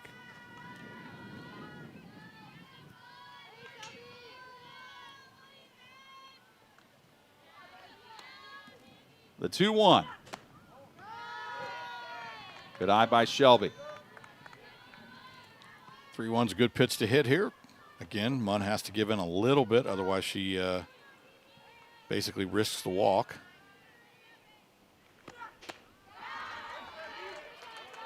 That was probably a tad high, but Stotts maybe thought, I could possibly drive this out of here. Well, sometimes, again, as a hitter, it's 3-1 and you're so excited to hit. And you're like, anything close, I'm going to bust it. But again, I would recommend making it your favorite pitch. Stotts gets jammed and pops up to short. The pace makes it look easy there, but believe me, there's nothing easy about it. A little bit of a sun field still. You see the outfielders sporting sunglasses, and the wind can be a little tricky at times. Sierra Norman stands in. Big day for her so far. 1 for 1, a home run, 2 runs scored. Nearly gets hit by that pitch by Danielle Munn. Yeah, pitch obviously up and in, and Norman just kind of ducked and thought, gosh, please don't hit me. And it didn't. Norman has driven home 2 runs. Pitch got away from Munn again. Her strategy seems to be to stay away from these Marian hitters. Problem is, you go away too long and miss, you got to come back inside. Yeah, you get yourself in bad spots. She's got to give in a bit. Sent high and in foul ground. Cameron Buck was hightailing it over there to try to get it. Makes it 2-1. Yeah, you can't be mad at Buck. Obviously, she's getting over there, and I don't think even if she had dove, it wouldn't have mattered. Marion's 3, 4, 5 batters that we know for sure we'll see. We just saw Stotts in the 3-hole. Sierra Norman batting 4th. Haley Green is up after her. Popped up. Shallow center. Julianne Bell says she's got it and does. Yeah, Bell had all day there to come in slowly. Didn't have to work at it. And just, even though she was playing normal depth and that ball was a little bit short, it was just simply so high. She had plenty of time. Haley Green tries to keep the inning alive, and she's had a fantastic day so far in this game. 2 for 2, a run scored, 2 driven in. And gets on here with a base knock. So Marion's now had at least 1 hit in every inning. A nice job of turning on the inside pitch and getting it down the line, and then wisely not taking a chance here. You're down 3 runs. You don't want to get thrown out at second base with 2 outs. Just take your base hit and see whether or not somebody can come up here and hit a long fly. Grace Meyer hit a 3-run bomb back in the first. You certainly don't want to take the bat out of her hands. And she did hit a sharply hit ground ball, but it was in play for McKenna Pace back in the second, who threw her out to end the second. Chops it. That's fair. Picked up, thrown, and got her. Nice play. Very nice play by Danielle Munn to end the inning. No runs, a hit, no errors, and a runner left on for Marian. 11-8, the lead for Indiana Wesleyan on the ISC Sports Network. Who's got time for hot dogs and disco music? Your mind's cluttered with thoughts of commercial waste removal. So thank the good Lord above for Ray's Trash. Ray's will collect the intolerable rubbish at all your company's locations up to 6 times a week. That's 42 times in dog weeks. They shred documents and recycle too. And Ray's has roll-off containers for big loads, like construction waste or when your giant dies. Got a business? Get yourself to raystrash.com. raystrash.com. Ray's Trash. Well, the Marian Knights had an 8-6 lead, but the Wesleyan Wildcats find a way to come back and take the lead as they did earlier. They were up 6-5. Marian regained the lead, and then here we go. Back with Indiana Wesleyan on top. Today's broadcast of Marian softball brought to you in part by Ray's Trash, proud partner of Marian University. That is Ray's Trash service. Also by the Michaelis Corporation. From ground-up building projects to around-the-clock emergency security services, no one answers your prayers or the phones quicker than Michaelis. Call 1-844-FIX-INDY. New pitcher for the Marian Knights is Emma Maple, senior from DeMott, Indiana.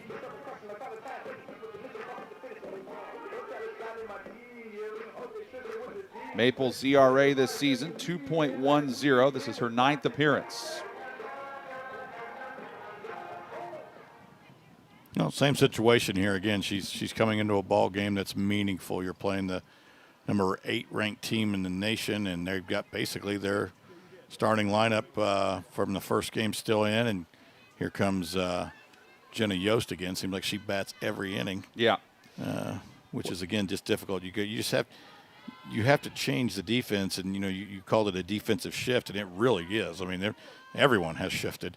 And, of course, last time she was able to get an inside pitch, turn on it, and drive it over the right fielder's head. And honestly, completely set the tone for the inning. Because she got on with a triple, then Miranda Worley got her home. She takes a strike there from Maple. Good place to start there. If you're Emma Maple there, stay there if you can. In the second inning, we got all the way around in the batting order for Indiana Wesleyan. Same thing in the fourth, so Marian trying to make sure that does not happen here in the fifth. Count evens up on Jenna Yost.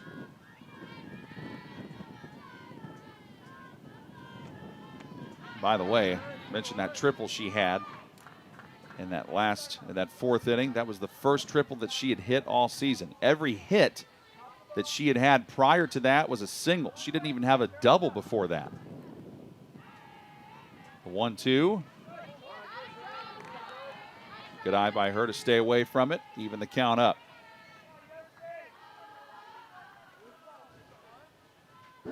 This Indiana Wesleyan offense batting collectively .347. Got two players hitting over 400. Yost is one of them. Now the count is full. The other one is Worley. Then you got Koshy and Wyatt batting just a shade under 400. Yost making Emma Maple work for it here in the top of the fifth.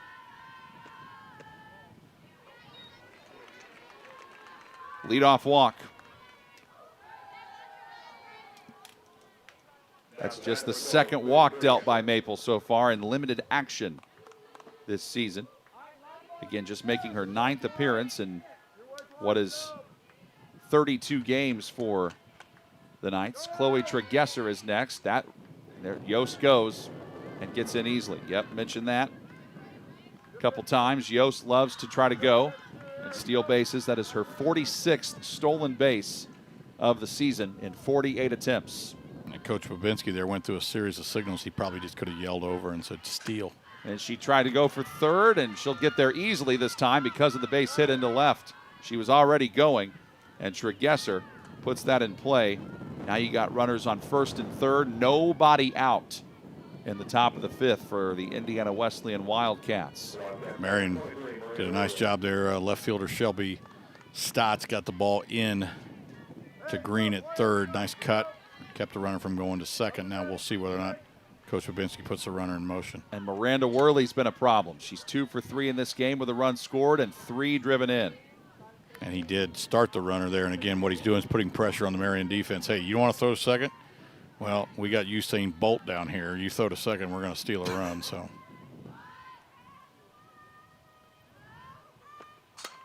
Sent high in the air to right. That could be big trouble. Wyrie trying to get back there. That ball is gone. 3-run shot by Miranda Worley.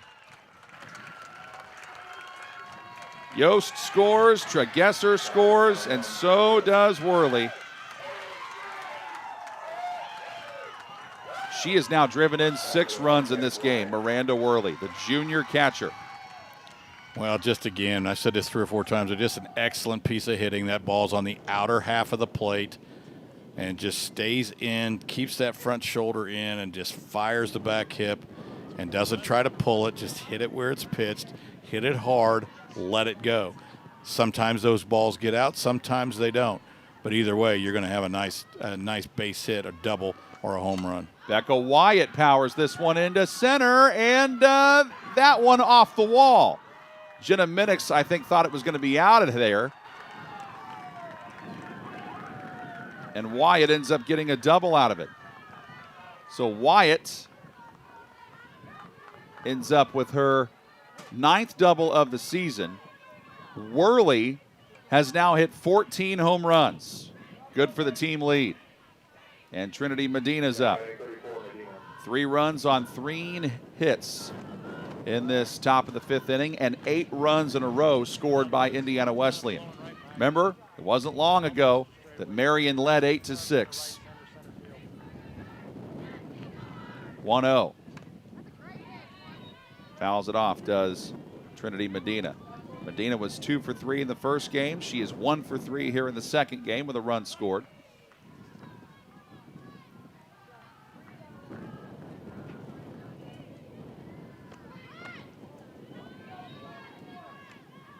upstairs to make it 2-1. And Jim, you and I have caught a lot of baseball, softball, and basketball together. Sometimes in basketball, you just need to see that ball go through the hoop, and if you're that Marian defense, you just need to see an out any way possible. Can they get it here? Yes. As Trinity Medina pops out to Harwiger. Yeah, no doubt about it, John. I mean, again, obviously when things aren't going well, kind of feel like the wheels are falling off of it, so to speak. You got to have somebody step up and make a play. That wasn't the toughest play in the world, but it wasn't easy either. Cameron Buck steps in and takes ball one high from Emma Maple. Buck is 2 for 2 with a walk, 2 runs scored.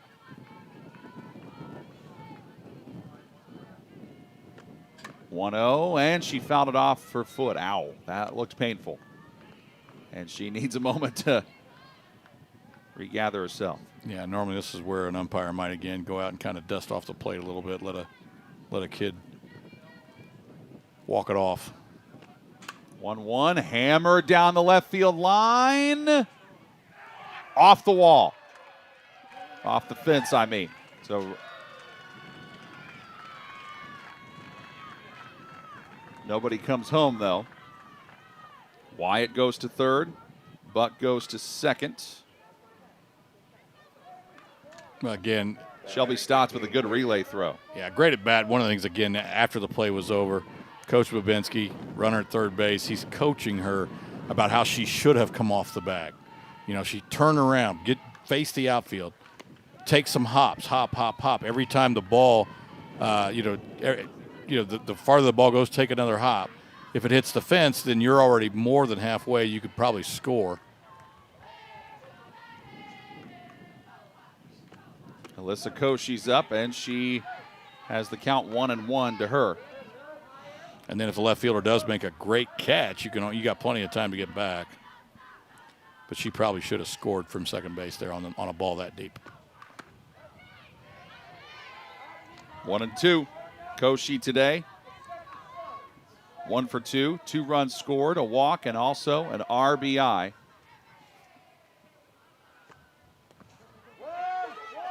Throw to first. Got her for the strikeout. Has to come home for the play at the plate. And umpire takes a second to make the call, but he ends up calling her out.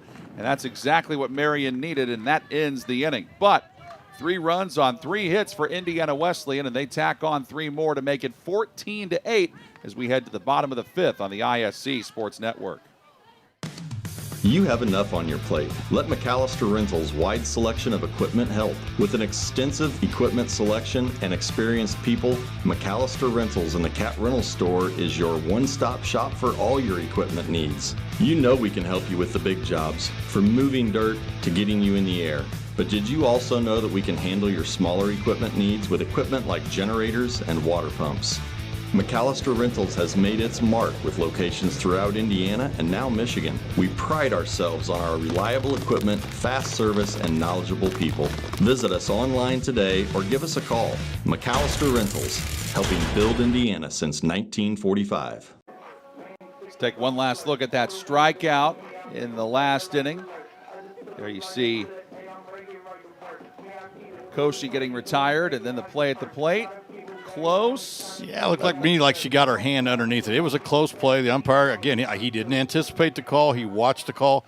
If we can see it maybe one more time here, I don't know, maybe not if there's time, but really good job by the first baseman, Sierra Norman, who fields a bad throw and was able to set her feet, improved her angle, didn't try to throw over the top of the runner.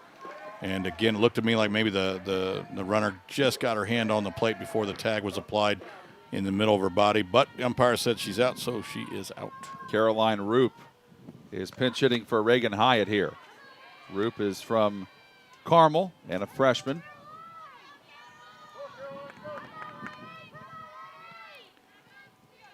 Roop was the, I think, designated player in the first game, if I'm not mistaken. She did bat. Fouls that one off to make it 0-2. Now, in limited action this year, she is batting .400 and making her 16th appearance. .480 slugging percentage. She has driven home 9 runs.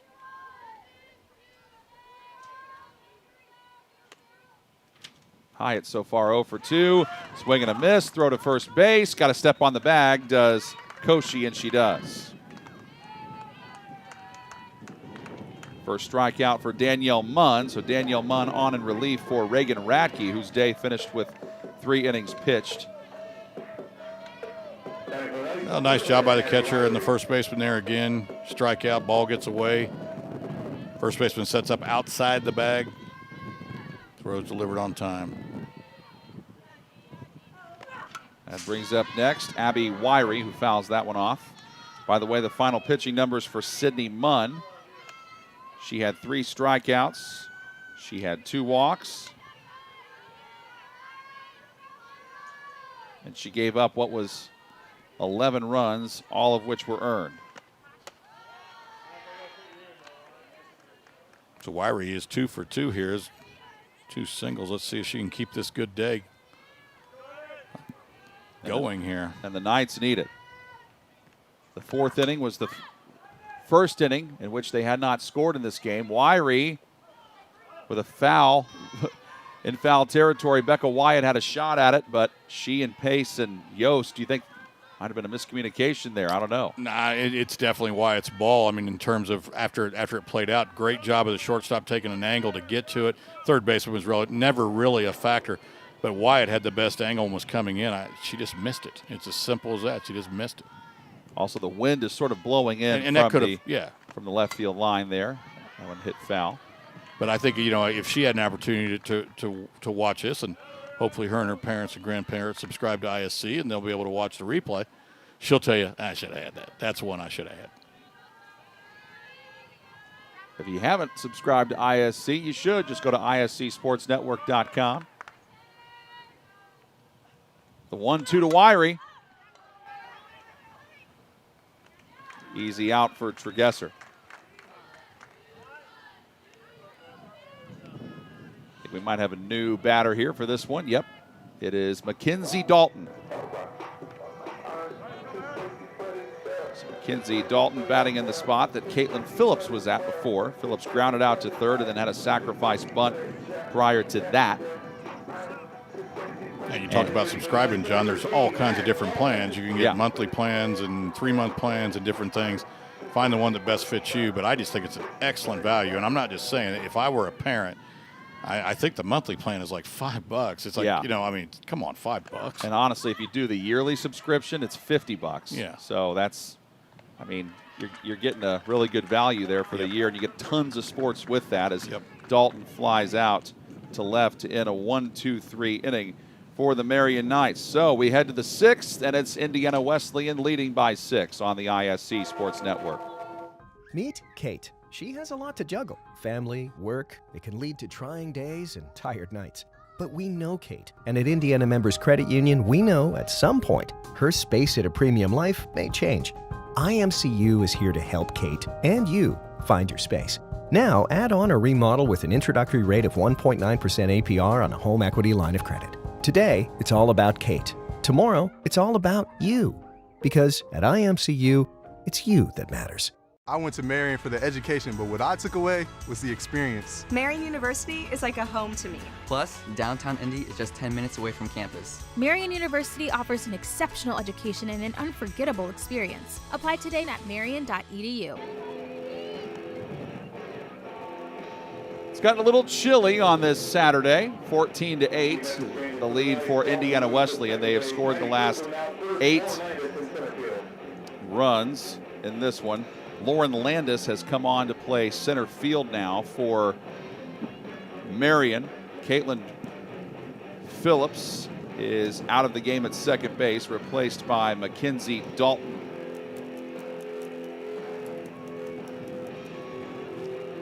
And over at first is Maddie Trissler.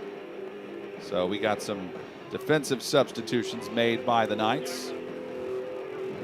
Umpire doing a great job letting us all know up in the press box what the defensive changes are. Marian on their relief pitcher, Emma Maple. Indiana Wesleyan on their relief pitcher, and Danielle Munn. As you can tell, both the offenses took advantage of the starting pitchers in this one with the 22 combined runs so far. Maple comes out throwing ball 1 to Julianne Bell, who has been a difficult out. And she grounds this one over to second and is retired for the first time in this game. Prior to that, she was 2 for 2 with a run scored and 4 runs driven in. That brings up McKenna Pace, who is 1 for 3 with a run scored and an RBI in this one. So if you're Marian, you got to get quick outs here. Then you got 2 innings left to try to have one final offensive surge, because with this being a doubleheader today, we're playing 2 7s, 2 7-inning games. First one went Wesleyan's way. They won 4-3, putting them in sole possession of first place in the Crossroads League as McKenna Pace just drills that and has a stand-up double. McKenna Pace now on the season just got her 5th double. Back to the top of the order we go for the Wildcats. Well, if you're Coach Fleming or a Marian Knight fan, again, you just have to get the feeling of here we go again. Game started off so promising. Throw to first base. Got her. As Yost is retired. And 2-3 on that put out. Yeah, you can score that however you want. That was, to me, is a sacrifice. Okay, that's true. Getting the runner to third base. Or a 2-3 sacrifice. Yeah, you know, and on the other hand, you know she wasn't sacrificed. She's trying for a hit. Bouncing up the middle. Harwiger throws. It was low, but she got her. No runs with a hit, no errors, a runner left on for Indiana Wesleyan, but they maintain their 6-run advantage. And while we have a moment, we will let you know that today's broadcast brought to you in part by Miller Transportation, family owned and operated since the 1930s and proud partners of Marian University Athletics. With facilities in Indianapolis, Louisville, and Columbus, Ohio, specialize in transportation for collegiate and professional sports groups, as well as school groups, corporate travel, weddings, private charters, bourbon tours, and more. Their fleet consists of premium 56-passenger motor coaches, air-conditioned school buses, trolleys, executive shuttle buses, Mercedes Sprinter vans, SUVs, and Cadillac sedans. Give them a call, 317-244-8599, or go to millertransportation.com to request a quote.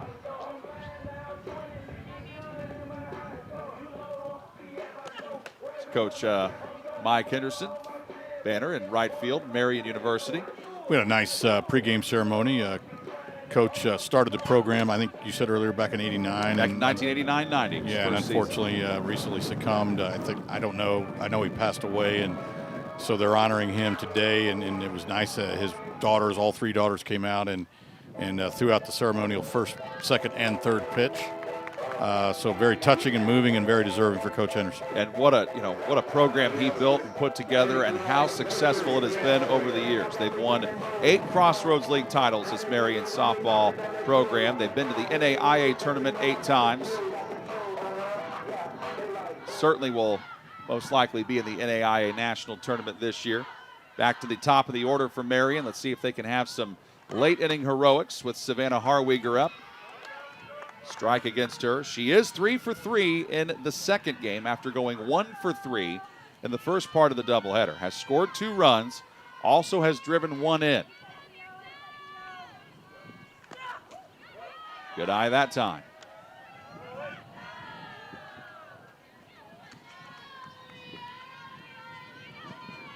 Harwiger, Jenna Minix was in the order after her, and then Shelby Stotts. We did have some defensive changes, so we'll see how that impacts the offense. I don't think it should. Well, it just kind of depends on what Coach Fleming wants to do. I mean, he can re-enter those players once their turn at bat comes up, or he can let the younger kids hit too. Looks like he's doing that because Lauren Landis played defensively in center field, and she is in the on-deck circle after Harwiger. Again, you never, ever want to give up on a game, but, at the same time, you might as well get some of your young kids meaningful plate appearances here. You're down 6. I'm not saying you can't win, but certainly would take a epic it would take comeback. A lot. Yeah. Yep, no question. 2-2, and Harwiger goes down swinging. Dunn gets her second strikeout in relief of Reagan Radke.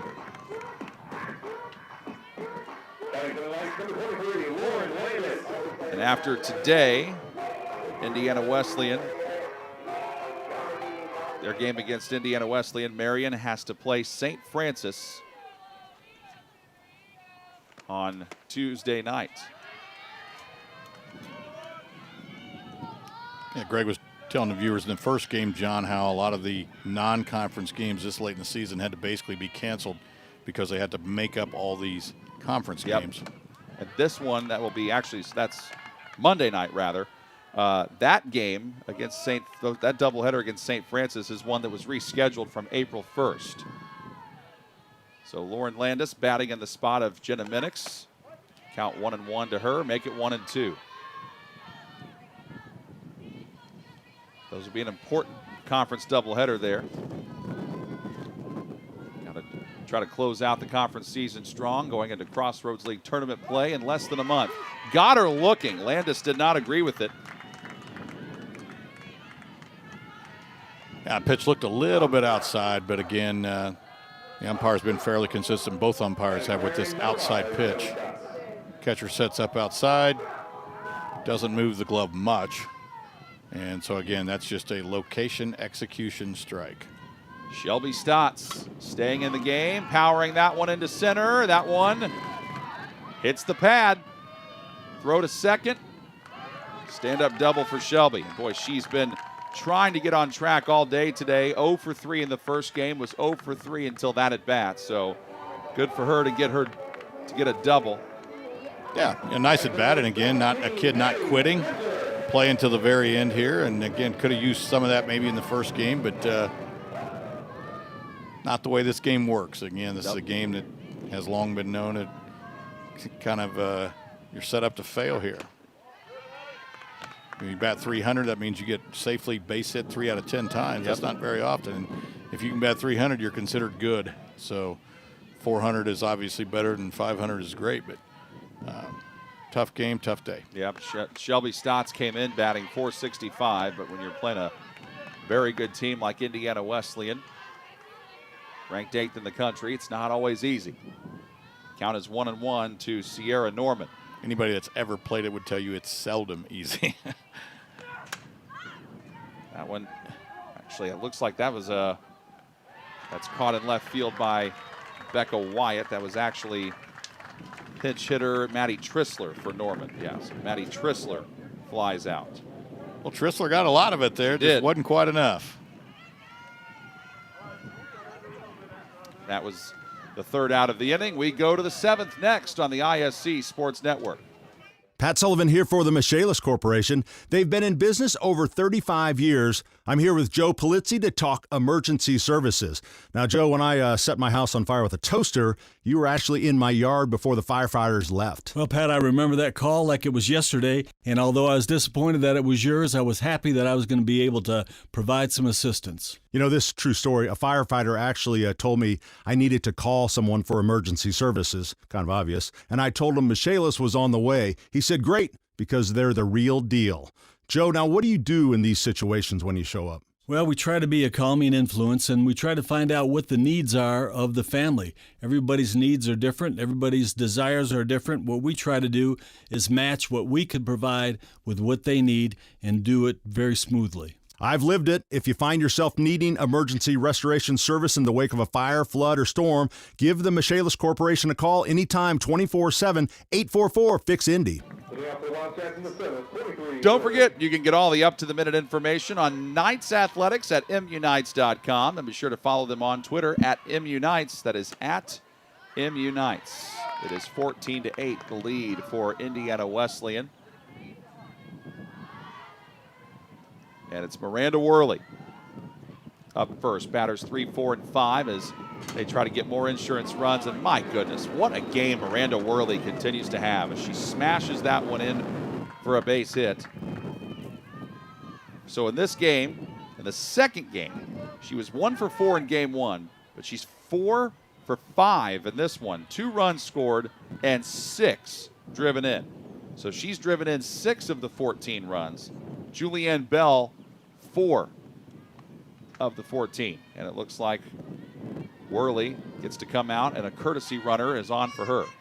Yeah, Coach Babinski says, take a rest, young lady. You're wearing me out here.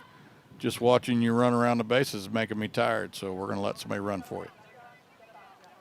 Looks like it's Zoe Fountain running over at first base. Yep. A 5'6" sophomore from Brownstown, Indiana. And this is Becca Wyatt's nup. And that one goes through the glove of Wyrie.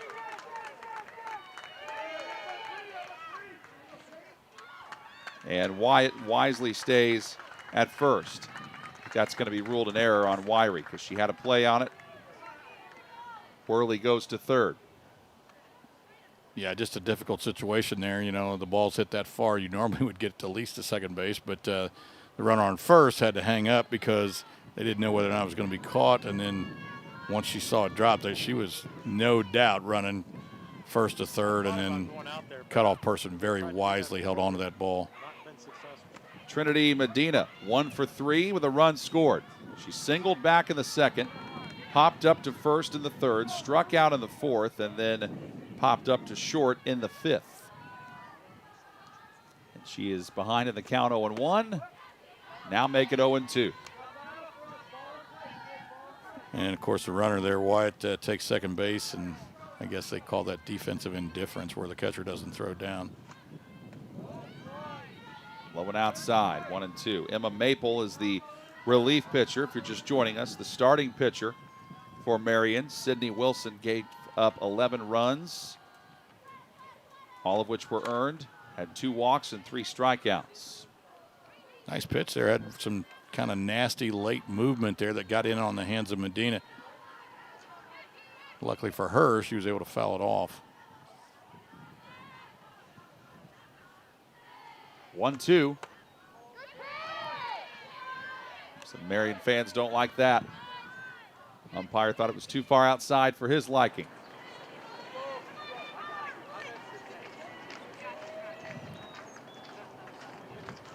Two to Medina. Good eye again by her. 3-2. That funky cold Medina. First base is open. Will Medina be granted it? Slams this one into left. Stotts is on. Catch made. Tag up and cut off by Green. But it's a sac fly. Sac fly and an RBI, so nicely done. And again, good cut there, I think, by the third baseman. Green, I don't know that they would have had a play at the plate. The ball was actually tailing up the third base line. I don't think it would have been anywhere near the plate, so wisely cut it. That is the 7th different Indiana Wesleyan player to come up with an RBI. That pitch is high to Cameron Buck. Buck has been outstanding here in game 2. 3 for 3, 2 runs scored. A double, 2 singles, also a walk. She muscles that one foul as it evens up the count. 1 ball, 1 strike. And John, that's how you coach your cutoff people. Basically, if you see the ball tailing, if it's starting to break, starting to get ugly, don't let it get ugly, right? You don't need the ball bouncing off the screen back here and runners running around crazy. That one smashed by Buck into left, gone. That one is out of here. Indiana Wesleyan fans who made the trip are loving every minute of that. Wyatt scores, and so does Buck. 3 runs in this inning. 17-8. 11 unanswered runs by the Indiana Wesleyan Wildcats. Well, they are just putting on a hitting clinic, and just about everything they've hit in this second game has been tagged. I mean, there have been a couple of cheap ones, but watch this replay here again. Pitch just on the inner half and just turns on it and absolutely puts a charge in it. And may have hit the team bus out there. I'm not sure there's a white bus out there. So Cameron Buck with her 8th home run of the season. Talking about having a day, she's 4 for 4 with 2 doubles, a single, and a home run. That was after an 0 for 3 first game. This is Alyssa Koshy. Koshy flies out to left. 2 down in the inning.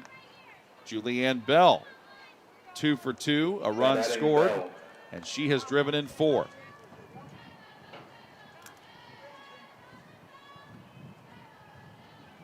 Well, it's unfortunate if you're a Marian Knight fan because, again, the first game was just so competitive and exciting, and this one not quite so much. And Bell with her third single in this second game.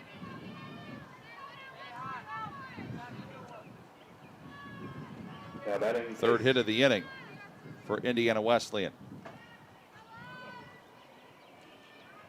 18 hits for them on the game. Incredible. Strike to McKenna Pace. Also keep in mind, too, this was a game that started out with Marian leading 5-0 after the first inning. That's how much it's changed. 0-1, driven into center. Lauren Landis there. Inning finally over. So, Marian with one last crack at it in the bottom of the seventh coming up next on the ISC Sports Network. Is your building haunted or infested with icky snakes? Then tear it down. The Raise Trash Demolition Squad can flatten buildings up to 3 stories tall. Whether it's a commercial or residential structure, the Raise Trash Demo experts will make it go boom. And with their roll-off containers, they'll haul away the mess quicker than you can say, hey, there used to be a building there. Bring your old fire trap to its knees with Raise Trash. RaiseTrash.com. Raise Trash. Tough day for the Marian Knights. They lose the first game to Indiana Wesleyan 4-3. They had a 5-0 lead to begin this one. They got behind 6-5, then jumped out in front 8-6. And then ever since then, it's been all Indiana Wesleyan. They've scored 11 runs in a row. And Danielle Munn has been a very solid relief pitcher for Indiana Wesleyan. She has struck out 3 batters, has not allowed a run, has given up just 2 hits. And after Sydney Wilson was done, Emma Maple had to come in to relief pitch for Marian. And this is a pitcher for Marian that only had 10 innings of work coming in. I think Indiana Wesleyan's defense has several changes here. And I think that is what the home plate umpire is letting head coach Scott Fleming know. Here's a look at what both teams got coming up. It is Marian playing St. Francis on Monday night. They have to play Mount Vernon Nazarene on Tuesday in a doubleheader. Then Huntington on April 22nd, next Friday. So some important Crossroads League games coming up. Indiana Wesleyan on Tuesday, they play Spring Arbor and then Mount Vernon after that. And we start off with Haley Green, who takes ball 1 from Danielle Munn. So ever since Marian tacked on a run in the third to go up 8-6, all they've been able to muster up since then has been 2 hits. 1-0. Drifts away from Green, 2-0. Well, Haley's having a nice day. She's 3 for 3 with a double and 2 singles. So, I mean, Coach Fleming said, you know what, kid, go up here and see if you can't go 4 for 4. And she has driven in 2 runs, too. I think she figured she was getting a fastball count there, so she fouls that one off. Well, the pitch had just a little bit of movement, and again, moving in toward her hands, and that's about where she fouled it off, maybe about an inch or 2 just above her hands on the very, very skinny part of the bat.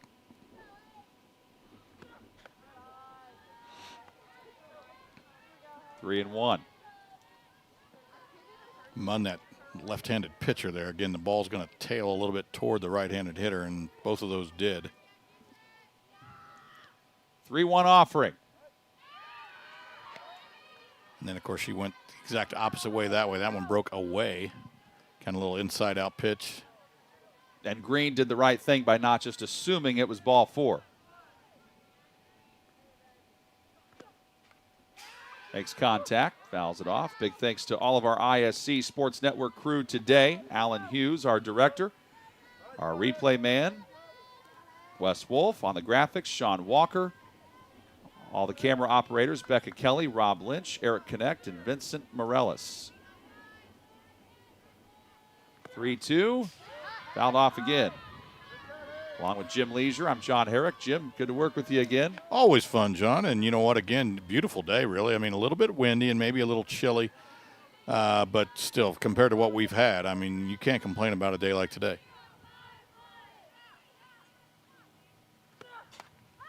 What a job by Green here. Without question. Just fouled off 4 straight pitches. This will be the 9th pitch of the at-bat. And, again, credit Munn as well. She's doing a good job of moving the ball, whether it's moving in or out. She hasn't thrown a straight pitch yet. I mean, everything's been a tough pitch. Green again. Boy, she earned every bit of that walk. Stayed alive. Now batting for the Knights, Grace Meyer. That's just the second walk by the Indiana Wesleyan pitching staff in this game. One by Radke was back in the first. That's one by Munn there.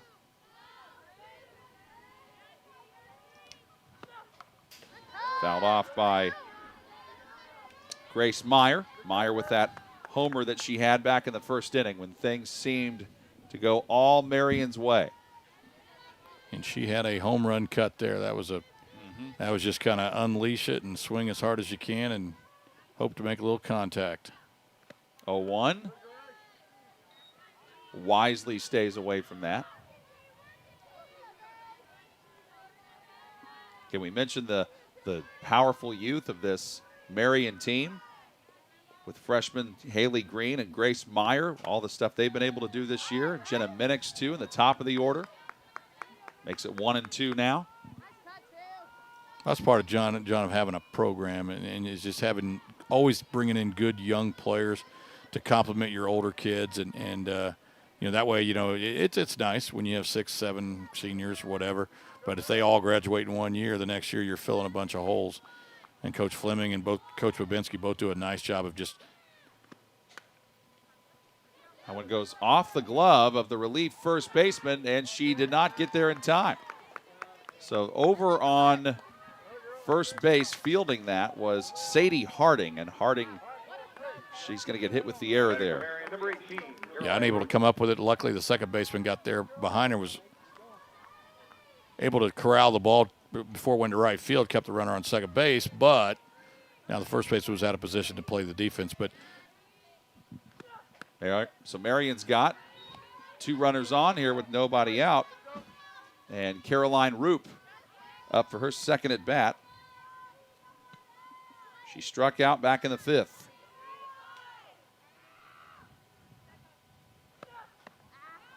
Immediately, the second she swung at it, she knew she shouldn't have, as Miranda Worley, the catcher, throws to second to try to check on Haley Green.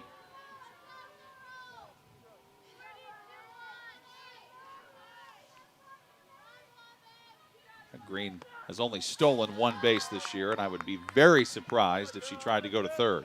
No, that would just be lunacy, frankly. I mean, I never want to make the first or third out at third base, and I mean, you're down. I can't add that quick. 9. All right.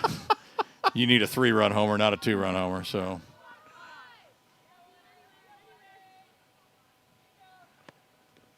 Oh, 2, low and outside.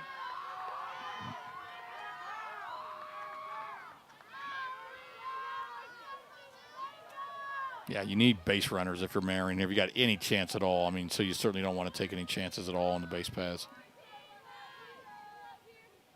Munn's pitch. Evens it up.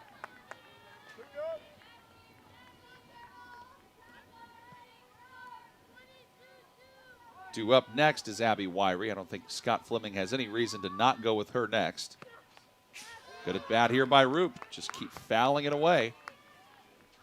So like every game, John, regardless of sport, there's always things that coaches can take that are positives, and Marian's had some really good at-bats today, and some of them have ended well, some of them haven't. That's just the game, but, it's not all bad. You can sit and say, oh, my gosh, it's 17-8. We got murdered.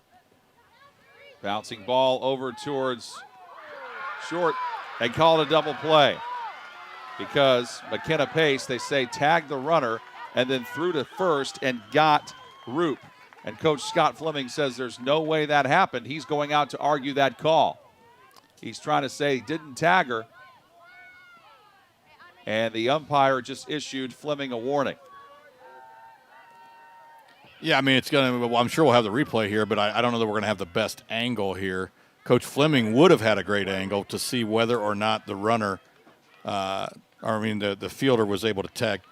So, I mean, we're not going to have a good look at it. Only Coach Fleming, who's standing down there, could have seen whether there was air, but between the glove and the human being, or whether or not the tag had made. So the umpire called it. That's it. And then a nice job by the shortstop there to finish the play, too. She didn't give up on the play, whether she tagged her or not. Act like you did and get the ball across the diamond, and that's what she did for the out. So double play. Abby Wyrie.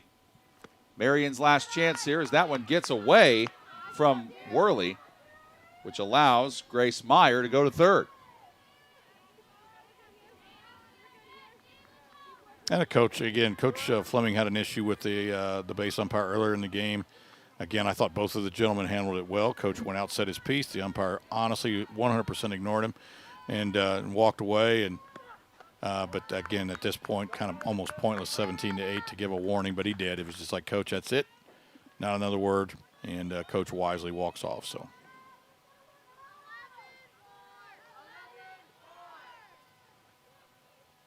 (2-0). Wyrie's never stopped battling here. And Danielle Munn would be your winning pitcher, by the way, because Reagan Radke, when she came out of the game, Indiana Wesleyan was down 8-6, and then they took the lead back, and Munn came in. Danielle Munn came in the fourth. And then ever since then in relief has not given up a run, and now she needs a moment here. Yeah, I think she was just blow her saying. Nose. Yeah, and you wear that mask and the perspiration and the whole thing, and it is a cold day. It's still a cold, windy, blustery day, and so between all that, she's like, hey, I know this is somewhat unusual, but I need to blow my nose. I think her teammates are giving her grief for it. Well, I mean, that's just one of those deals. I think everybody who's ever been in Indiana long enough knows that in the spring sometimes, it's just blustery and cold, and your nose starts to run, and she needed a towel. And of course, it's just, doesn't quite feel like spring some of these days in April. That's a strike there. Meteorologist recently told me, said, in Indiana, winter does not give way easily to spring. It's like it's always battling that. March and April, two of the most unpredictable months. Ball 4. Marian with runners on first and third with 2 outs. And this is Mackenzie Dalton.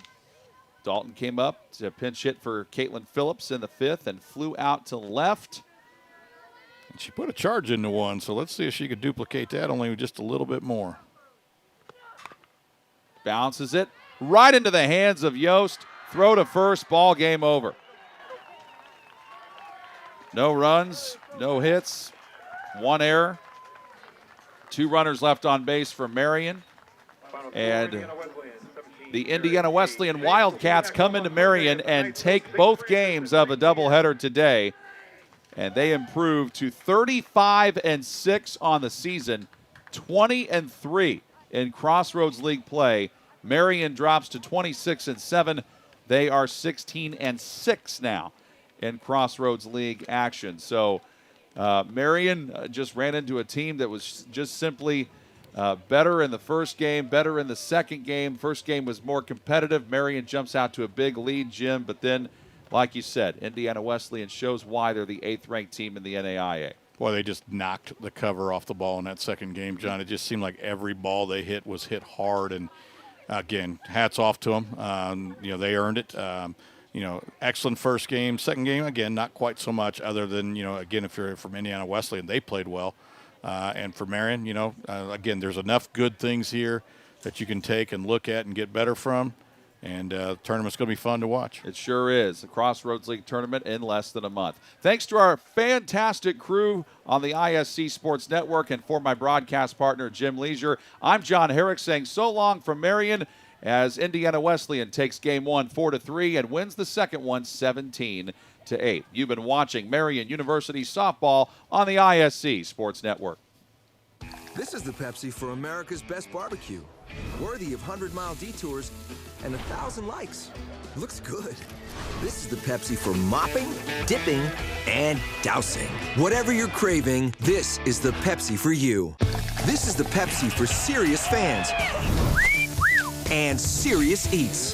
This is the Pepsi for Sundays at the ballpark and days off at your favorite pizza joint. Right, Aaron? Best slice in New York. Whatever you're craving, this is the Pepsi for you.